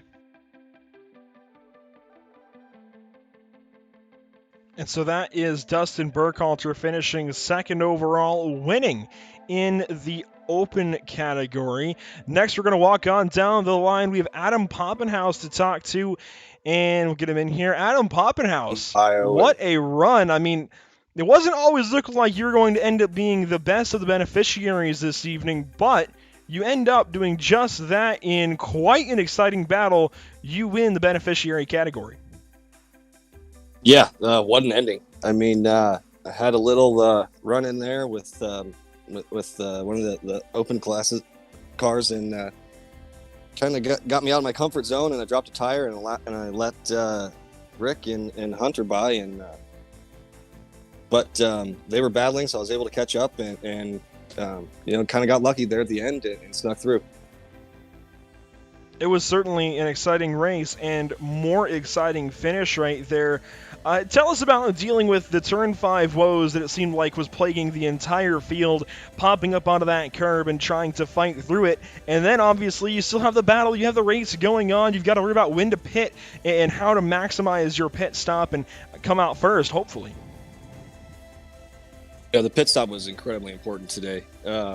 Hunter and I were, we were kind of just trying to turn some laps, I think, in playing follow the leader there, run some good clean laps, and I was trying to get an undercut going, and it actually worked out a little bit, but I think I was right where I needed to be with the fuel. But there was a couple different lines that were working, depending on the tires, and I think especially at the end there, you saw everybody battling, but all of us taking a kind of our more personal comfort line, and it led for some good racing. It really was some good racing right there at the end. I mean, there were 5 cars in a train. What was it like from your perspective trying to work through all of that, and then you end up with a double overtake right at the end to get that 4th spot? I was getting a little hard on myself when I let him by after my mistake, and I was driving with some anger in my fingertips, if you will, trying to catch up, and luckily they had a big battle going, and Rick made that Miata about as wide, I think, as he could. Again, they were racing hard, and there was a mistake, and I was just able to sneak through at the right time. Coming out of the pits was incredibly important. I kind of got a couple seconds on everybody, but man, sometimes if you're clean and run some good lap times, you can get lucky and sneak through. And my hats off to everybody that was racing hard. It was an incredible time. So, of course, as with every week, we want to ask you about your relation to Operation eMotorsport, because there might be somebody who's just tuning in for the first time. It might not have heard your story before, and I actually got to hear some of your story for the first time last week at Road America. Go ahead and give it to us all again. Sir, so I myself am a double amputee as results from injuries in Iraq in 2006. So I am involved with, or became involved with Operation Motorsports through Resilience Racing. And we're an organization that is trying to develop, in partnership with Texas A&M's engineering department, we are developing some racing-specific hand controls. That our goal is to be able to take away some of the uncomfortable moments of the prosthetics, if you will, and to be able to enjoy racing competitively in a safe and repeatable way. So this has been my first go around with any series in iRacing, and so far so good. Yeah, so far so good. You end up the beneficiary winner this evening, 4th place overall, and you had some impressive pace, sir. Firstly, I want to thank you for your service, and secondly, I just want to praise how good of a driver you are here on iRacing. Despite being a double amputee, like you say, you are probably better than I am, especially in these Miatas. You are honestly some of the, I guess, the top cream, if you will, here in the series. The cream rises to the top, and you are certainly right there, Mr. Poppenhaus. You're quite impressive, and I'm really looking forward to seeing what you can do the rest of the season. We're only through 3 races of 8, so we've just still got 5 races for you to give it your all, and I can't wait to see what that number 12 does. Thank you for your time. Thank you for joining this series, and hopefully we're talking to you in every one of those races from here on out. Man, thank you. Those are some very kind words. That's high praise. Yeah, we're hoping to keep it up. I have some great teammates, and we practice hard. So cheers, everybody, and hope to get to talk to you next week, in 2 weeks. So thank you, Adam. We'll move him back down, and that's got to be one of the better stories. And I think Eric, when you talked to him last week, you said it kind of really hit home, might have choked you up a little bit. Kind of the same here, listening to it all again. It's something, and I'm really thankful, really grateful to be a part of this series and being able to be, like I said earlier, that missing link between it happening and everybody getting to see it. Really super thankful to be a part of that process and bring these broadcasts to everybody at home and talk to people like that, because that is truly one hell of a story. And man, I don't even know what else to say. That's it hits every time. Yeah, and I'll tell you, I've been very fortunate to, MC a number of awards banquets, call play-by-play for some racing events, and, even do a little bit of radio and television. And when I talked to my wife last Wednesday morning about what this esports series was all about, it kind of choked us both back. Her eyes kind of lit up because, granted, she's not fully engulfed in the racing world per se. She sees what I do on the real world side on the racetrack. She sees that I'm getting more involved with the production of some of these esports series. And when I told her the meaning behind Operation Motorsport, and not just the Sim League, but everything else in which they stand for, she really was surprised that that was really a solution. Again, the idea is to take a lot of these individuals who literally put their life on the line to protect the freedoms of not only us here in the States, but also those up north as well in Canada. And it gives them an outlet when things may not have gone the way that they would have hoped for, or it gives them an outlet just simply because they may have gotten hurt and they couldn't serve and protect anymore and do the job in which they signed up to do. For some of them, they were aspiring to do so for life. And when you have that opportunity taken away from you, it leaves a rather large void. And I think that everyone who has put this organization together, this series included, that we're privileged enough to cover, I think that by them doing that, they've come pretty darn close to trying to help fill that void. And you could see it just by some of the dialogue and reactions that we see from some of the beneficiaries. And it extends beyond, as we mentioned, just this esports series. And I just want to direct everybody, as I did with my wife, to check out the website at operationmotorsport.org. And there's a donation link available there as well. And there's so many other bits of information and pieces as to all the other programs they have going on. And, this was pretty much a backup plan. We're all kind of at a standstill right now with everything that's going on in the world. And, they were able to take this pathway to kind of continue to serve their purpose and their mission. And it's so far working out, in my opinion, on an extraordinary scale. And I'm with you, Andrew, and JP, I'm sure you feel the same way. I'm just really happy to be a part of it. No, obviously coming from a country that doesn't have a lot of military history, if you don't know, I'm from Brazil, so seeing this is a completely different side from everything that I've ever experienced in my 20 years. We don't see that often, we don't have a lot of injured veterans, but we do see, I do see on the news and all sorts of stuff, and seeing what happens to them, the impact, the emotional impact, it's pretty harsh to read everything that happens, and seeing operations like this, seeing, as you guys said, outlets in order to allow these guys to continue on with their lives, doing something that they love, is just incredible. And it's touching, especially for a foreign, someone that is not from the States, to be able to do this, something like this. It's heartwarming, and I'm really thankful for the opportunity that not only Whiplash Media gave me, but also Operation Motorsport for allowing me to commentate on this league. Now, before we wrap things up, we actually have one more beneficiary that I want to talk to. He's already here in the booth. So, John Winker, do you have us? Yes, I'm here.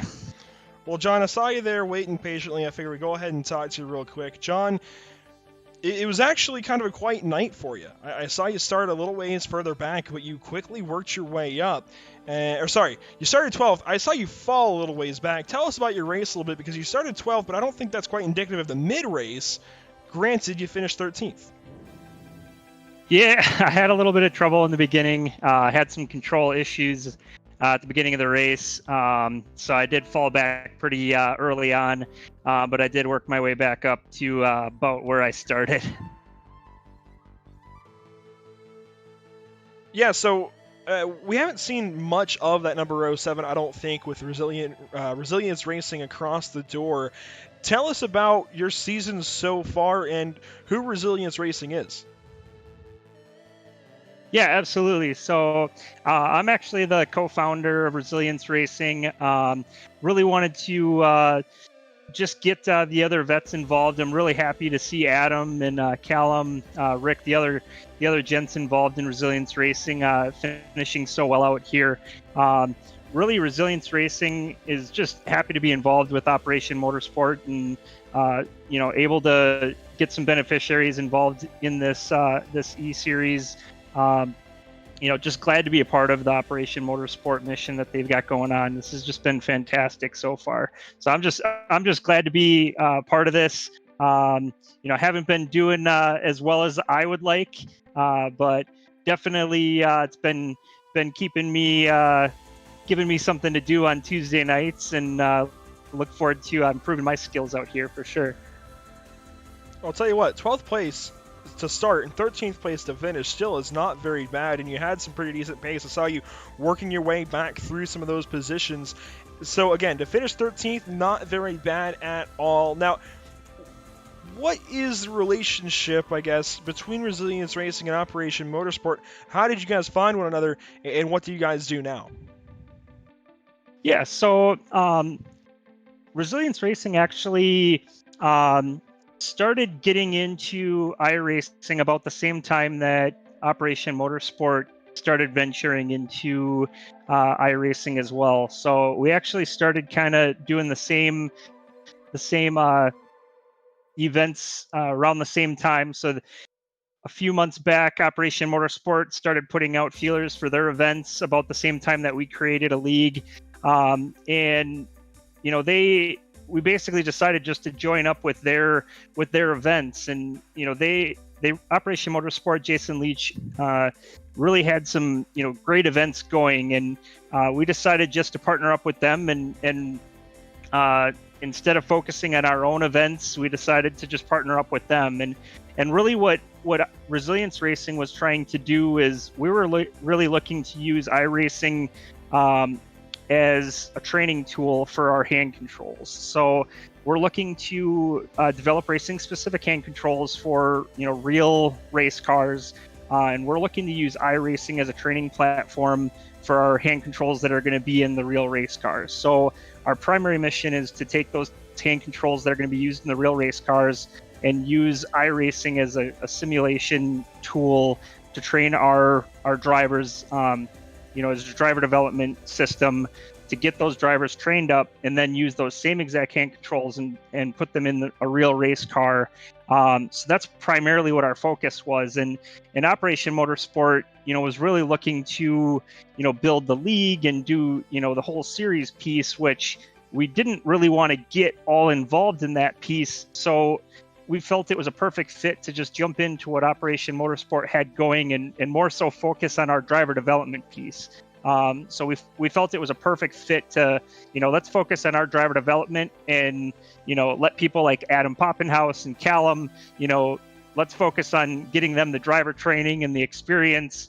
And, we'll continue to focus on our hand controls piece and, the driver development piece and, kind of ride on the coattails and whatnot of what Operation Motorsport is and support their mission and continue to feed them drivers in their series and make that successful from that side, as opposed to trying to put the effort into running the series from that perspective. So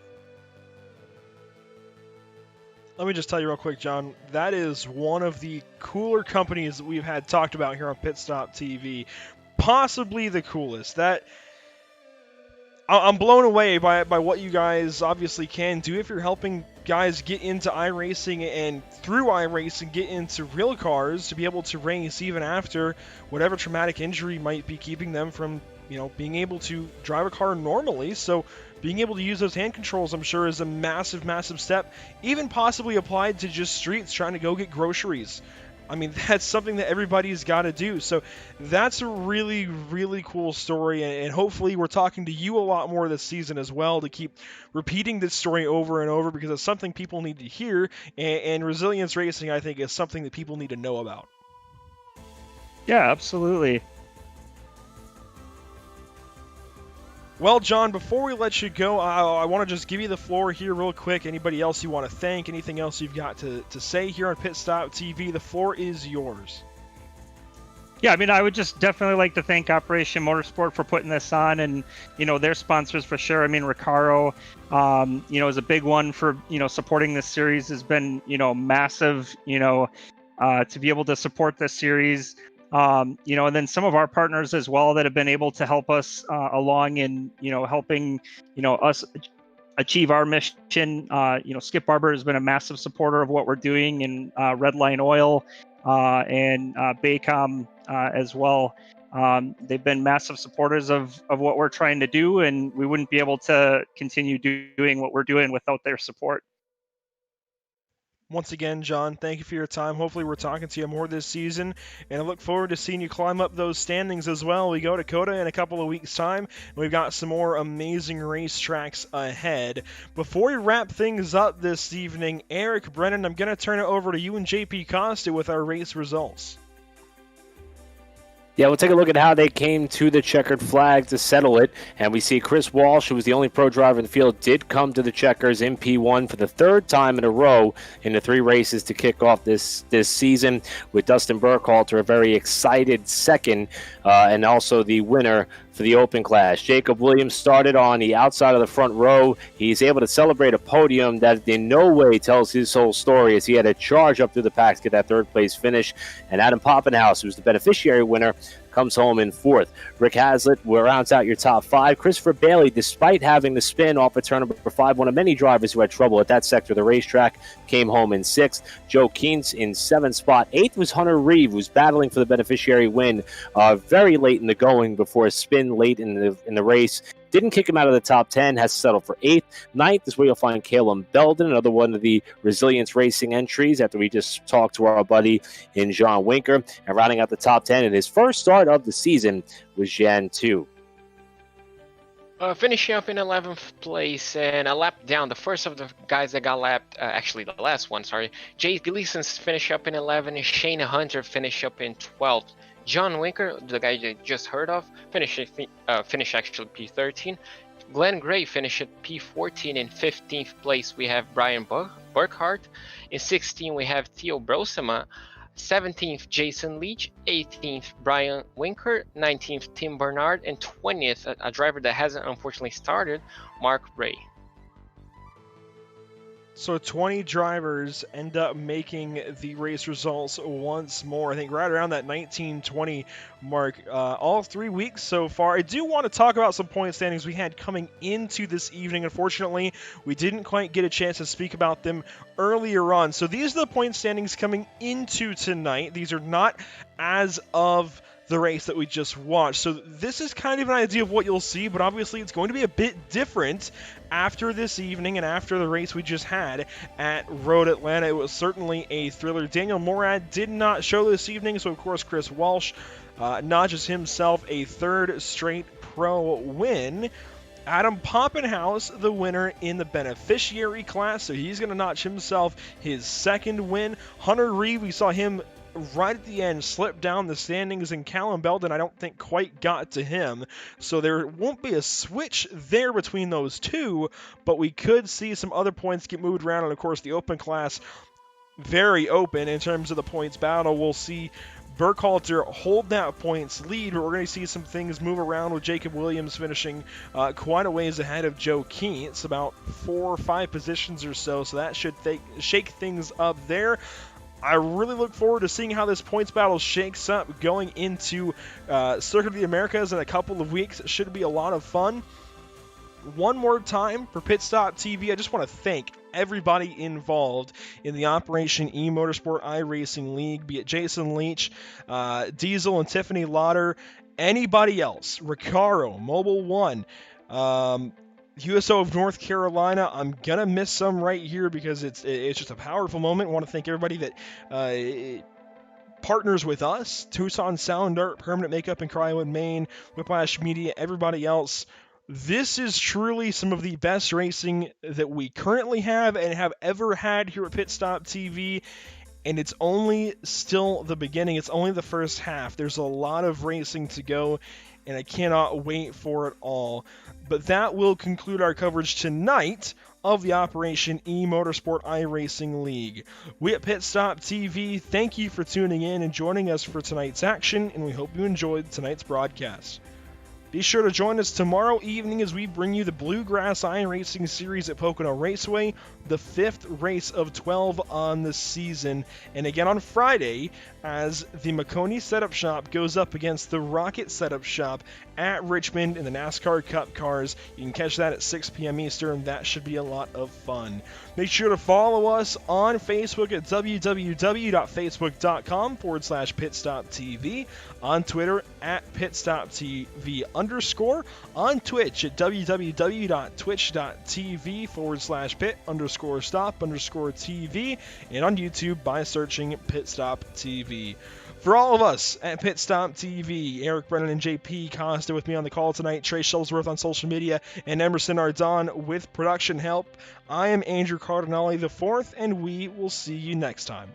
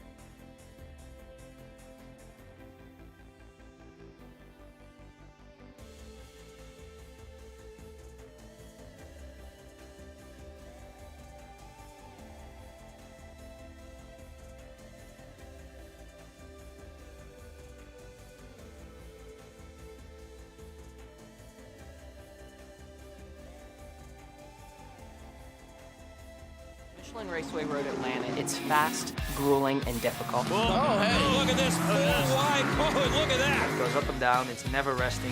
Incredible. A lot of fun for the fans and a lot of fun for the drivers. How can you not love sports car racing?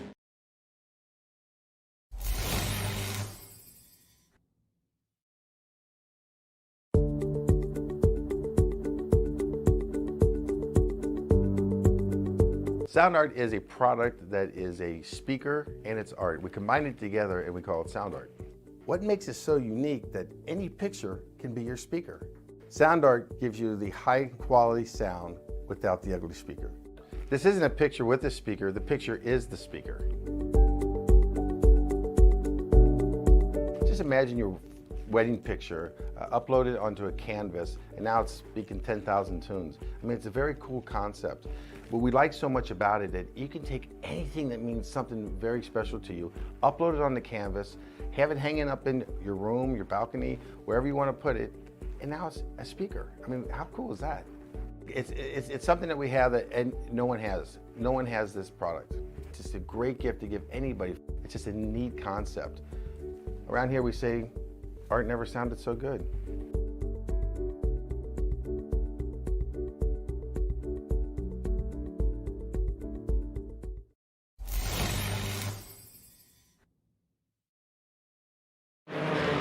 Raceway Road Atlanta. It's a super tough race, aggressive, fast. This racetrack is narrow. It's easy to make a mistake. Very high physically demanding track. The guys are on it. They're rigging every bit of performance out the car. Super high-paced race, one of the most fun races you can have. Oh, hey, look at this full wide of GTD traffic. There's really no other track like Road Atlanta. Was there enough going on for you? Incredible.